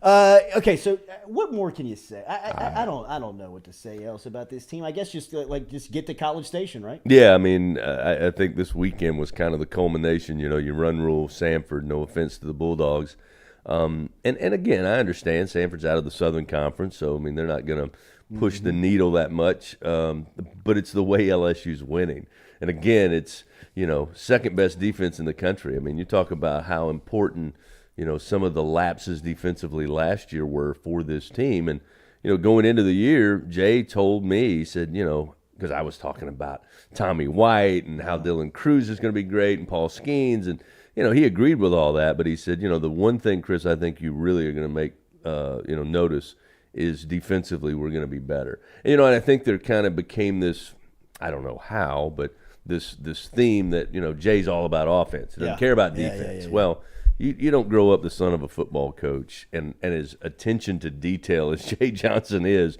every minute of the day, not caring about defense. So, that was a misnomer. So, this team has just been impressive. But during the Samford weekend, I heard from a number of guys saying, you know what, the non-conference is built to kind of see where your lineup is, where are your best guys in the field. You get guys at bats. All of that stuff goes into preparing for the conference. I think it was pretty clear last weekend LSU's ready to go to SEC play. That doesn't mean it's going to be easy. It's not. Right. But they're ready. The non-conference is easily in the rear view. I mean, outside of Cruz, Thompson, Tanks, Trey Morgan, your job's on the line every day. Mm-hmm. Right? I mean, that's it. We discussed it following the UNO game on Tuesday. Doug Thompson and I were talking afterwards with a couple of guys, and it was basically, that's the atmosphere that Jay's created. I mean, he's a top-notch alpha competitor, and he has created an environment within that clubhouse and on that diamond that unless you're those guys you mentioned, where they're going to be every single game, everybody else is, you get an opportunity, you got to make the most of it. You got to maximize every time you go to the plate. And it was evident. Look at Hayden Travinsky the other night. Yeah. He gets 2 pinch hit at bats, jumps on the first pitches he sees, and is able to deliver base hits. I mean, that's going to bode well for him. But if you don't do that, then, I mean, last year there were so many. Will. Yeah, oh, yeah. Last year we would look, in tight games, or there'd be some mistakes, or a guy may have gone 0 for 3, 0 for 4. And I can remember talking to Bill Franquez specifically in Hattiesburg. Like, where do you go to? Where'd Jay go? I know so-and-so's 0 for 4, but who's up? Yeah. That's totally different this year, man. You're 0 for 2, 0 for 3, somebody's going to step in. Right. I mean, it's – Beloso, grab a bat. Yeah, I mean, we saw it the other night. Or Gavin Dugas, every time he steps in, he makes a play. You look at Tommy White returning to third base, and I asked Jay about it Tuesday in his office before the game. I said, Coach, first of all, tell me how you think he's doing. He made a couple of plays on Sunday at third base. He said he's fine. He's going to be a solid third baseman. He goes, what that does now is allows us really offensively to have our best guys in there. It gives us a little more. Again, you have to make those decisions because who are you going to take out of the outfield with Dylan Cruz and Paxton Kling? And if you have Dugas at second, or if he's Braden Joubert, I mean, who do you not have in the lineup? Right. That's a pretty good problem to have. It absolutely is. We saw something, another skill set from a new face a couple of weeks ago. I wanted to talk to you about is a guy, Gavin Guidry, who was signed as a utility guy in the infield. He's got really good hands as a defender and can hit it, as well. We saw him at the cages the other day. But then they put him on the mound, and he looks unhittable. I mean, these types of players, I guess, kind of Skeens, Guidry are a little bit more – I know Florida has one, too, that's doing some pitching and hitting. Is a little bit more prominent than we've ever seen in the sport. Yeah, I mean, Ohtani effect is what I call it. Yeah. You're seeing a lot of these young guys coming up that can do both of those things or all of those things. And, Guidry is one of those. I mean, there's been a number, let's face it, out of Barber High School that have come through this program and a bunch of others across the country. And, you look at his numbers last year, he was Louisiana Gatorade Player of the Year. His batting numbers were certainly what you would expect to be at LSU. And then you go and look at his pitching numbers, which I don't remember offhand, but they're gaudy. Right. I mean, it was the strikeouts to walks. The ERA, I think, was under 1, if memory serves. I mean, so, yeah, he's certainly a talented guy that, as you said, can maybe give you an inning or two. We saw him, I guess, twice now on the season on the mound. And, can play at short, can play at second. He's another utility infielder. And he's a great hitter, great young hitter. So it's just an abundance of riches, man. I mean, that's the only way to put it for this LSU team. And I've talked to a bunch of guys who played for Skip, who played for Paul, and they all just kind of grin when you talk about how good is this team, how deep is this team. They're like, this is a lot of work left to do. And the big challenge this weekend, I think, is this series, again, with a bunch of big ones coming up. This series, I think, is very pivotal for LSU because they've been so successful with only 1 loss, 11 wins in a row. They are steamrolling right now in all phases of the game. But you're going to Bryan College Station, where anytime LSU shows up, and this is their Super Bowl. Doesn't matter what sport it is. Yeah. So they're going to be in there. Again, the weather I don't think is going to be super conducive for offense. So you're going to have to find ways to manufacture runs, which is another great sign of this team because they've been able to do that. That's right. And, I think this is big because it's on the road. It starts the SEC, and you're taking on a team who wakes up every single day just trying to find a way to beat LSU anyhow they can. I love that they're tested early out of the blocks in conference play, where it's this weekend to College Station, Arkansas up next, Tennessee on deck. You do a lot of preparation in getting to opponents. We know Nolan Cain. Yep. We love Nolan Cain. We respect the hell out of Nolan Cain. And Nolan Cain has been Nolan Cain since he's been in College Station. They got a pretty good squad they're going to roll out. Yeah, they do. I mean, there are like a number of SEC teams preseason that were, depending on which poll you were subscribed to, there's 19 of them, I think, in college baseball. But they were top 10. They stumbled, got tripped up by, I believe, Portland. Yeah. Lamar, Will Davis and them beat them. Yeah, Lamar. Yeah. I think, didn't they lose to, is it Seattle? Yeah. Did they have a college? The University of Seattle? Team so, again, but that's all early on. You mentioned Nolan Cain. He knows what to expect, and he's seen top-notch college baseball. And then Jim Schlossnagle is, I think he's one of the great coaches in the game right now. So, Texas A&M, as I said, they've got great talent. I've heard a lot of people say to me, well, look at Florida, look at Texas A&M, look at these other schools, and maybe LSU's strength of schedule is not as impressive as it should be or could be. Whatever. It's baseball. Right. When you're statistically playing at the level LSU's playing at, that translates whether you're playing a team that's at the bottom of the rankings or at the top of the rankings, because there's not a lot of mistakes being made. And baseballs are being punished with bats, and pitchers are locating and throwing with high velocity. So I think that translates against any team. And I think Texas A&M, whether or not they played a tougher schedule or not, I don't think really matters. I think it's two very talented teams with two very, very impressive coaches and coaching staffs. And again, it's going to be cold weather. Bluebell Park, I don't know how it'll affect baseballs flying out. Yeah. I don't know how it'll affect the bubbles that are blowing around there. But it's going to be a tough series. I think it's an important one too, because whether you think the non-conference was tough or not, to use an old cliche, it's going to be a measuring stick for this program because of the environment, the atmosphere, and the team they're playing. Yeah, tone setter too, right? Kind of going into conference play. Yeah, that's the thing about Jay too. That's what's so great, man. Like, I asked him Tuesday before the UNO game, I said, Coach, I know you run rule Sanford in 3 straight games, and I forget what the numbers were as far as how many we scored. We only gave up, crazy. 2 runs, 1 run? I don't even remember. It was such a blur. I said, but what was impressive was after Friday, you kind of knew this team's not going to be able to hang with us. And yet LSU was so laser focused, you would have thought they were playing, the first game in Omaha. I mean, they were that locked in. And that's what Jay demands. And if they've already kind of taken over that disposition from their coach against Samford, then I think we'll be all right, in the SEC. He's impressive, man. We've seen a lot of people here now up close early. Mulkey, Kelly, Johnson. Johnson's as impressive as any of them. He really is. I mean, I remember the day of his press conference. People in the room were just talking about people they knew of him. Ben McDonald, who I talked to, had covered him some that year at Arizona on their run to Omaha. And he just, the word is you're not going to outcoach him. You're not going to outwork him. That I know. And you're not going to out-recruit him. And that goes for all of the coaches in the SEC and all the coaches in college baseball. You may get some wins here or there, but you're not gonna outwork him. I mean, the guy is nonstop LSU baseball, 24/7, 365. Wow. Stephen Miller says when Gavin Guidry was a junior at Barbe, he pitched a complete game shutout to win the state title over West Monroe. I don't doubt it, man. As a junior in high school. These guys are absolute athletic freaks. You'll be off campus this weekend, obviously over in College Station, but campus has been buzzing this week with the NCAAs coming to town. Yeah, March Madness cool, coming to Baton Rouge. Yeah, I mean they get started Friday 4:30. That's right. Against Hawaii, and this is kind of what they've been building up for. Piecing it together. They get the number 3 seed, which we could argue whether or not that's should have been a 2 seed, should have been a 3 seed. I get it. It's great for the program. It helps you, again, recruiting.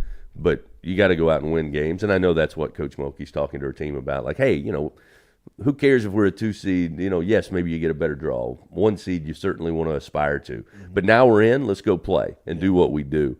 And so Hawaii will get the first crack at the Tigers again at 4:30. And then LSU softball.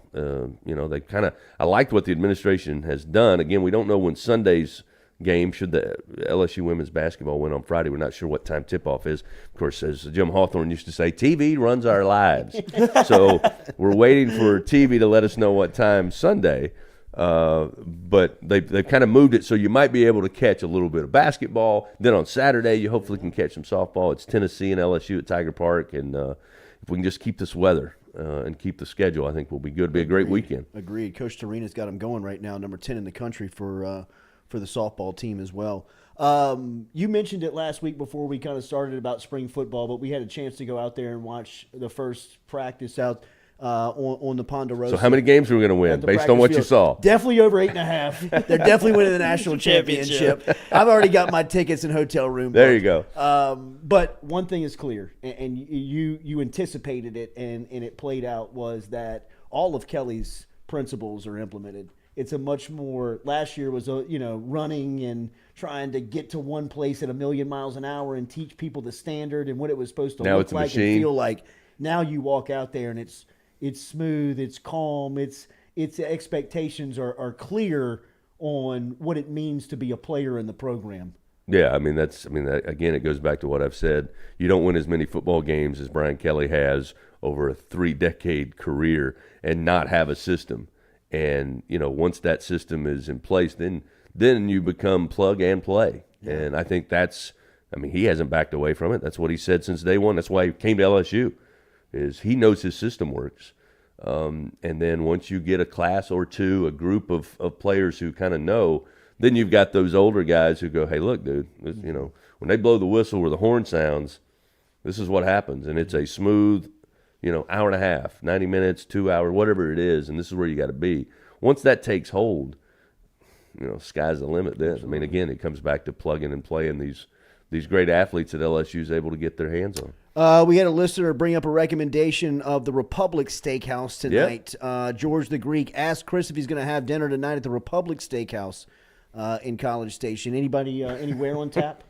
Well, John Brady's not going. So John's the guy that normally I always go to dinner with John, so I don't have a John Brady to how do I put this? Yeah, Maybe pick up some of the meal or all of it.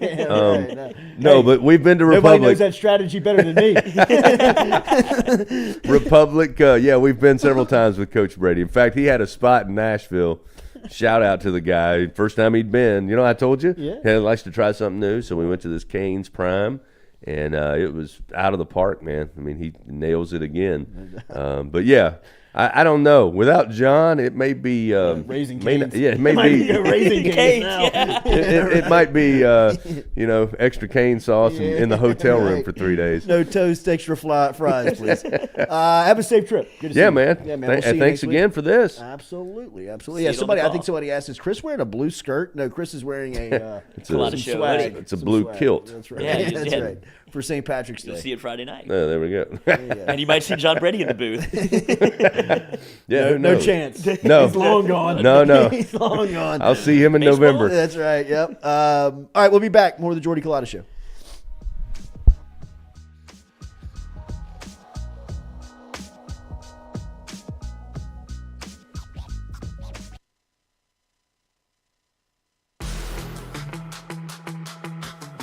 Donaldsonville Glass and Body, the trusted name in frame, body, and automotive paint repair since 1977. They have served their customers for over 45 years. You can find them online at dgbauto.com or stop in and see them Railroad Avenue and Division Street out in Donaldsonville, Louisiana. Look, they can help you with your insurance claims. They can make the repair process as stress-free as possible. I'm speaking from experience here. I've got numerous windshields, body repair, all done by Kenny and the crew over at Donaldsonville Glass and Body. They are, without question, the most well-equipped shop in the area. Stop in and see them today. Shop them online, dgbauto.com, or stop in and see the crew over in Division Street in Donaldsonville, Louisiana. Donaldsonville Glass and Body.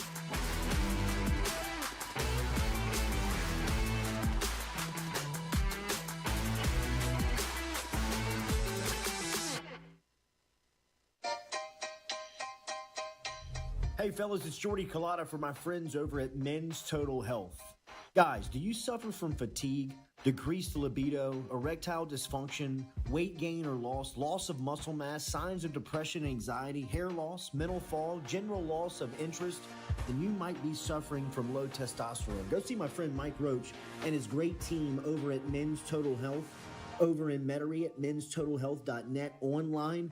And stop in and see how they can change your life today. A simple shot and some knowledge from Mike Roach can get you back up, moving with your energy, get your sex drive back, build your muscle mass, make you feel young again. All online, menstotalhealth.net.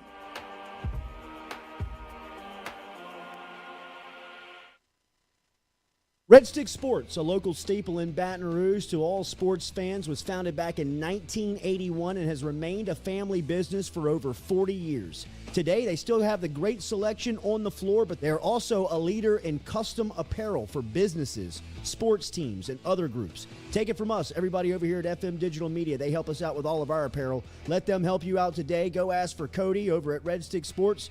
Check him out online at redsticksports.biz. The Jordy Culotta Show is brought to you by A-Bears Lawn Maintenance. Commercial or residential, A-Bears Lawn Maintenance is ready to work. A-Bears can tackle all your homeowners association requirements. Call Blake at 225-485-8022. A-Bears Lawn Maintenance.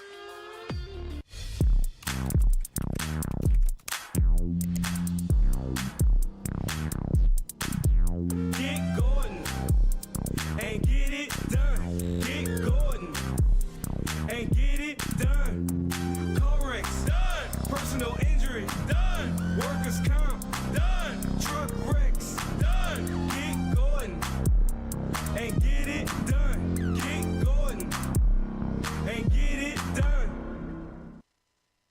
Hey, Baton Rouge, when traveling through Natchez, Mississippi, whether you need to fill up your vehicle or your belly, stop by Go-Mart and On The Go Deli. Go-Mart has clean restrooms, community coffee, an awesome beer cave, and a great selection of anything you might need on your trip. So stop by Go-Mart at 4 Sergeant Prentice Drive as you're entering Natchez on the left, and visit Tom and Wright Granning and their awesome team at Go-Mart. Are you looking for sound financial advice? Then get in touch with Daniel Newman of Edward Jones. You can call him today at 225-261-8262 or email him daniel.newman@edwardjones.com. If you're planning for retirement, saving for college for children or grandchildren, or just looking for sound investment opportunities, get in touch with Daniel today, 225-261-8262, located on Magnolia Square Drive in Central. Daniel Newman of Edward Jones.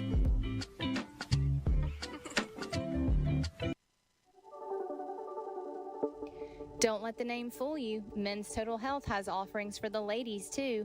Guys, is your wife or partner suffering from urinary incontinence, low sexual desire, or pain during sex? Then the O shot might be for her. Don't let it scare you. It's totally natural. It's PRP. And Mike Roach and the crew at Men's Total Health will make you as comfortable as you can be. Contact me for more information, Katie@JordyCulottaShow.com, and I'm happy to tell you everything that Men's Total Health has to offer for the ladies.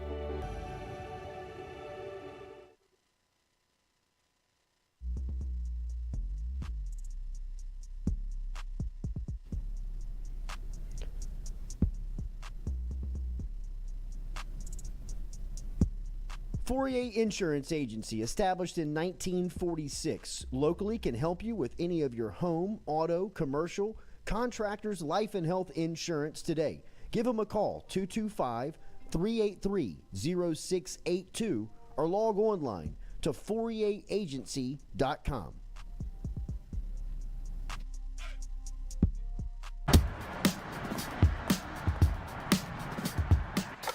Hey, she's on her way up.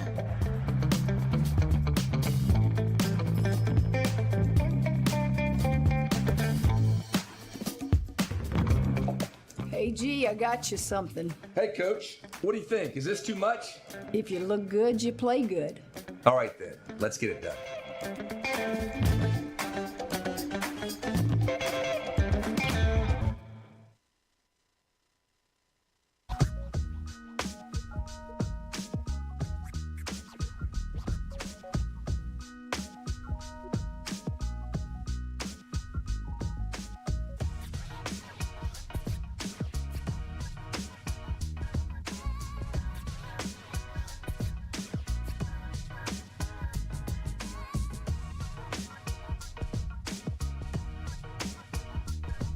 All right, welcome back here to a Thursday edition. Appreciate you sticking around. Appreciate Chris Blair stopping in before he jumps a flight here to College Station and goes and calls LSU and A&M. I'm fired up to watch LSU play this weekend. I'm not really I never really get, like kind of pumped up for baseball games. Yeah, I had to wait. I had to wait to see what the product was going to be, but it is. Coach, I've been locked in. Yeah, no, I'm all in. I'm all in, especially from a bandwagon standpoint. Yeah. I'm talking shit at this point. I'm all money in. Yeah, right. Well, between hold the rope and mic'd up, I gotta have I'm getting knowledge just from sitting here. Yes, you're front lining. Just by proxy cheating on the test. Like, is Maneri fired up about this team? We're having Maneri go on hold the rope on Sunday, so we'll find out. But I would imagine he is. It took a while for me to break the Maneri show, but I finally got in. So it should be a good interview on Sunday with him, 6 to 8. He used to hate me, I can Friends tell. with all the LSU baseball coaches. Yeah. Me and Jay are fucking thick as thieves, dude. He's too disciplined. Yeah, that's what it was. People like me and you. Yeah, it's the hair. It's all of it. Like he's just like, you wouldn't have made it a second on my team. And I was like, I bet I would have. You couldn't even be my assistant. No, I was like, I don't even want to see you. Yeah, I was like, when you look at me, just think of Buzzy. And he's like, I can kind of see it. He's like, okay. He's like, we're making progress. Think Jared Foster, if you really knew him. He fooled you, Coach. Did he? Right. I always see Jared Foster at the most random places. Guy? Yeah. Loves the Lord. He is. Wake he up and screams hallelujah every single night. Somebody is. Use the Lord's name a lot. They can see God. But yeah, like that's the Maneri that had to get him in with, like, dude, if you could get along with Ochinko, Foster, I mean, Mikey's had, Mike Hollinsworth, like Chad Jones, Mike 5 years, yeah. I mean, you had a cast of characters you just didn't know. You knew that y'all were good, and you just didn't want to know. You turned the blinders on quick. Yeah. Well, I don't know where they are. Yeah. Sean, you smell like beer. Yeah, I do. I am. Can't do everything around here. What do you want? I mean, only so many hours in the day, coach the team and babysit them when they're not around. That's what you get for going to U Club all the time. They're not there. No, yeah, I mean, like this team is so good that you're like roll the ball out. I mean, you'd be a forgotten man, like the coach before this. Oh yeah, that's probably what his who? Yeah, this is about to be an era of. I mean, this is about to be gorilla ball. Yeah, and even if you catch Mikey and J Mitch off air, like they're like, are they really this? I think they're this good. No, that's the thing. Like they're even like, I can't. Everybody believe around town, like you're kind of like, I mean, you run into baseball guys like Rooster Southall. You know what I mean? Like some of the old heads, and they're like, this LSU team's different. You know what I mean? Like they're. I mean, we've seen some really. I mean, Mikey and them were loaded. Loaded. I mean, that team was. You got a feeling like there were times when you were like, ain't nobody gonna beat them. No, you know what I mean? Like nobody's gonna beat this team. Mikey didn't play until halfway through the year. Right. He's freshman All-American. 97, like Doug talks about, like that team. Like I remember that team. I remember we were like juniors in high school, so like young punks. Mm-hmm. You know what I mean? Like they would get behind the baseball team, and you would like show up and be like, "We're about to club you." Yeah, I don't even know what y'all are here for. We're about to put pipes to your legs. I mean, like we are about to beat as the arrogant life as you can be out of you. Yeah, you know what I mean, like Doug's on the mound talking shit. You know what I mean? Larson's hitting balls into the quad. I mean, like it's just like nobody gonna beat them. No, I mean that's what this team like. They got to do it this weekend. I think they need to get through the month of March. If they get through the month of March, where you beat A&M, Arkansas, and Tennessee, and you look up in April, and you just start swinging nuts on the sport. Yeah. You know what I mean? Like, I mean, then you got to come through a regional here with the way that this place is going to be. If they win this, because they have a lot of these series at home against like, I think Arkansas is at home, Tennessee's at home, Ole Miss. Like if you give the LSU baseball contingency a reason to puff its chest out, it is one of the loudest fan bases because they've been yearning for this. Well, you've got the nucleus. Oh. You've got the top. You got the 1 percenters that are going to be there. Whether it's, leather lungs, Maneri's, under 500. The K lady. Jay Johnson's playing and reviving the past. Yeah, you know what I mean. But then when you start playing like this, then you start bringing in like the fringe fans, the bandwagoners. Me, yeah, you know what I mean. Like, I mean, we're here. I'm not going to a midweek, but I'll be there Sunday. With a sign. Friday night. What I mean, like Skeens is good. Absolutely. all pitching. All Skeen. Yeah, Skeens gland. Yeah, right. All Skeens team. All Skeens team. But that's. Because when you talk about like Doug Thompson or Ronnie Rance, they always go back to their teams. Like, I mean, we're probably the best championship team. They were. But they're quick to say, they puff their chest out a bit because like, oh, we would have beat. They play like the title game of which team is the best team to win a title. LSU's been fortunate to have so many. Like, we were the best team. When you talk, if this team's able to go on a run and win a national championship, they're going to. If it continues like this, like obviously we're projecting way into the future. LSU's out of conference schedule has not been very hard. But the way that they've won and to continue to 10-run teams and not play full 9-inning games, and then when you do, Blake Dean's like, even he's like, get me the hell out of here. Like, I shouldn't have signed up for this. I'm ready to go home. Yeah, but we're all like, this is a different level. 3 down the middle, get me out of here. I should have agreed to the run rule. Crank the buses up. Yeah, he tried to do a favor. He's like, it's my alma mater. I get it. You need to work some guys. Don't beat me too bad. Yeah, man. Look up you at broke our will. We got 3 guys trying to quit. I hate baseball. Right. I don't even want to play anymore, Coach. Yeah, I used to love coming here. Now I hate it. But that's what you like. If they're able to, that's why I think this is a great litmus test for LSU baseball. There's been a lot of talk around, like if you see, obviously LSU's ranked number 1 in every poll, but if you go like through Twitter and see the reaction to it, it's like who's LSU played. That's the first thing that's the only leg they have to stand on right now. Like anybody that's not an LSU fan, or if you have any questions about the team, they haven't played anybody. Which is, what everybody's going to say. If they're able to go to Texas A&M and win 2 out of 3, even, which I kind of like expect them to do. Me too. When you look at Paul Skeens every Friday night and what he's done, he has a sub 5 ERA. It's like a half a run a game. He's so intimidating. Yeah, he throws 101 miles an hour. He went to 60 feet away from the Air Force. Oh, geez. Yeah, he looks it. Yeah, but big Ben McDonald vibe. It's 60 feet away from you, but for him, it's like 55. 56. Yeah. Yeah. But if they're able to go take 2 or 3 Friday, it feels like it's a foregone conclusion at this point. The way he's pitching, so you got 1 in the bag, and you have got to stay healthy, baby. Yeah, that's the biggest issue. Gotta stay healthy. Gotta stay. Baseball's healthy. a weird game. It but is. It is weird. Get Skeens going Friday. That feels like a win. And It's then just I two hate, starters Saturday and Sunday that could be Friday night guys. in baseball. I hate being great early. Mm-hmm.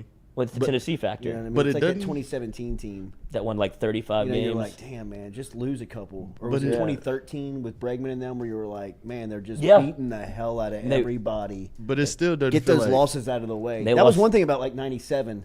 You know what I mean? Like they were losing early in the year, and people were like, "What the hell's going on?" Wait, You're like, just give us chill, a second. bro. Yeah, Just we're not chill. playing. We're not trying. You're not even here yet. Yeah. I mean, Doug's still at the beach.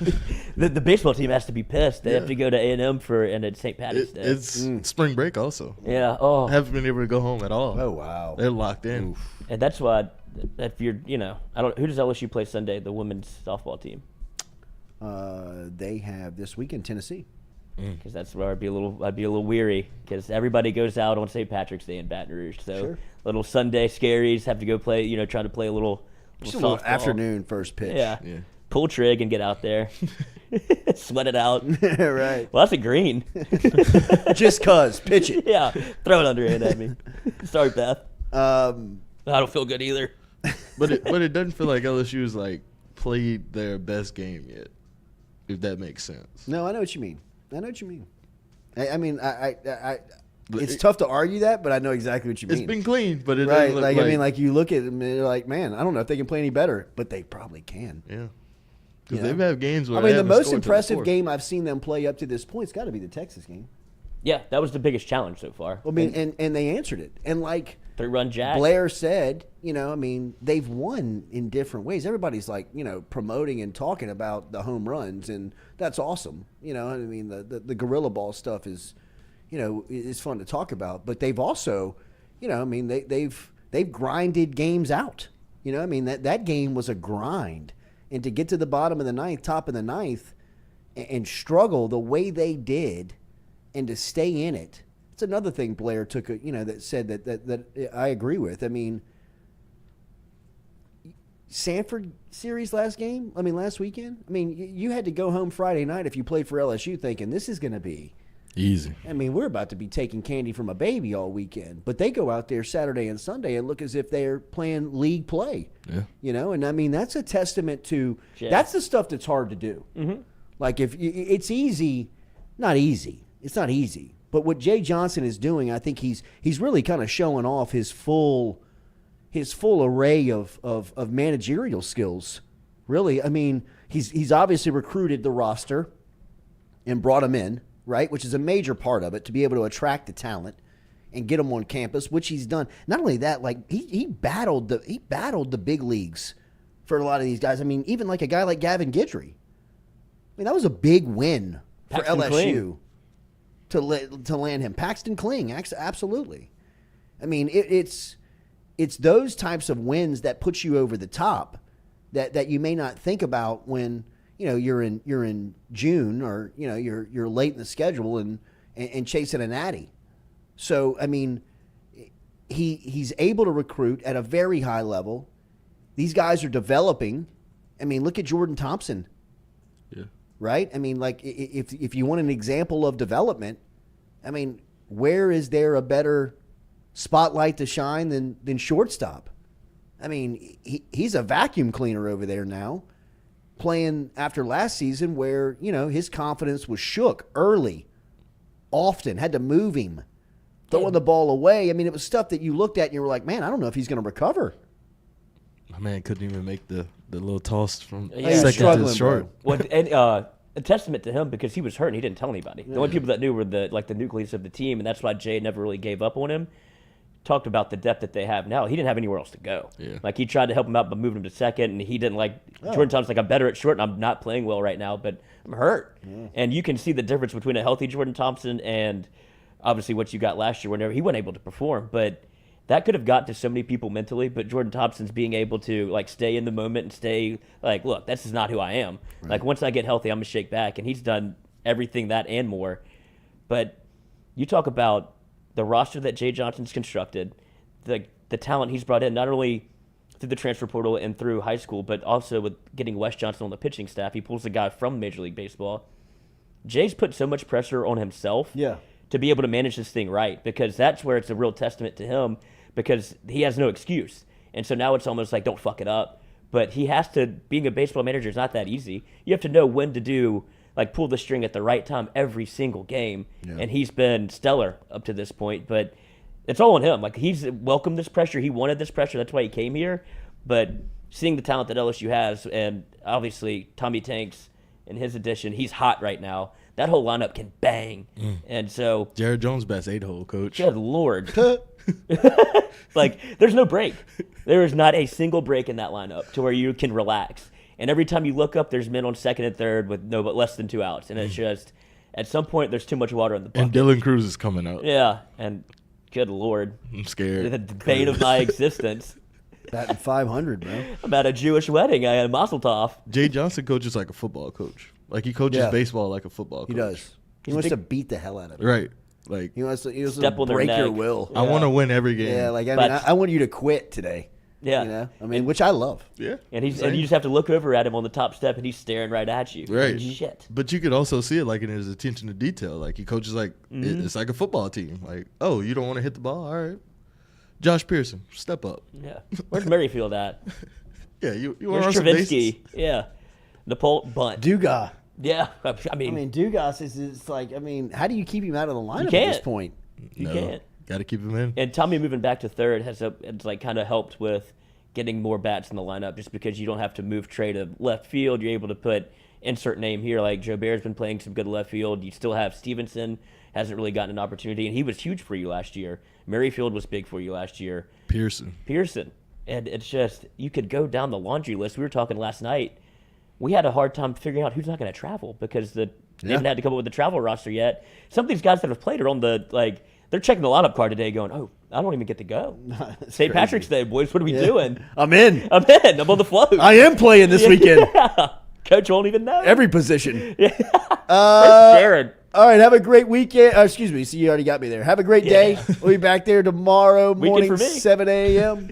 as Lloyd's back on suspension. Hell yeah. We'll be back with you tomorrow morning. Hit that like button, share button, comment button.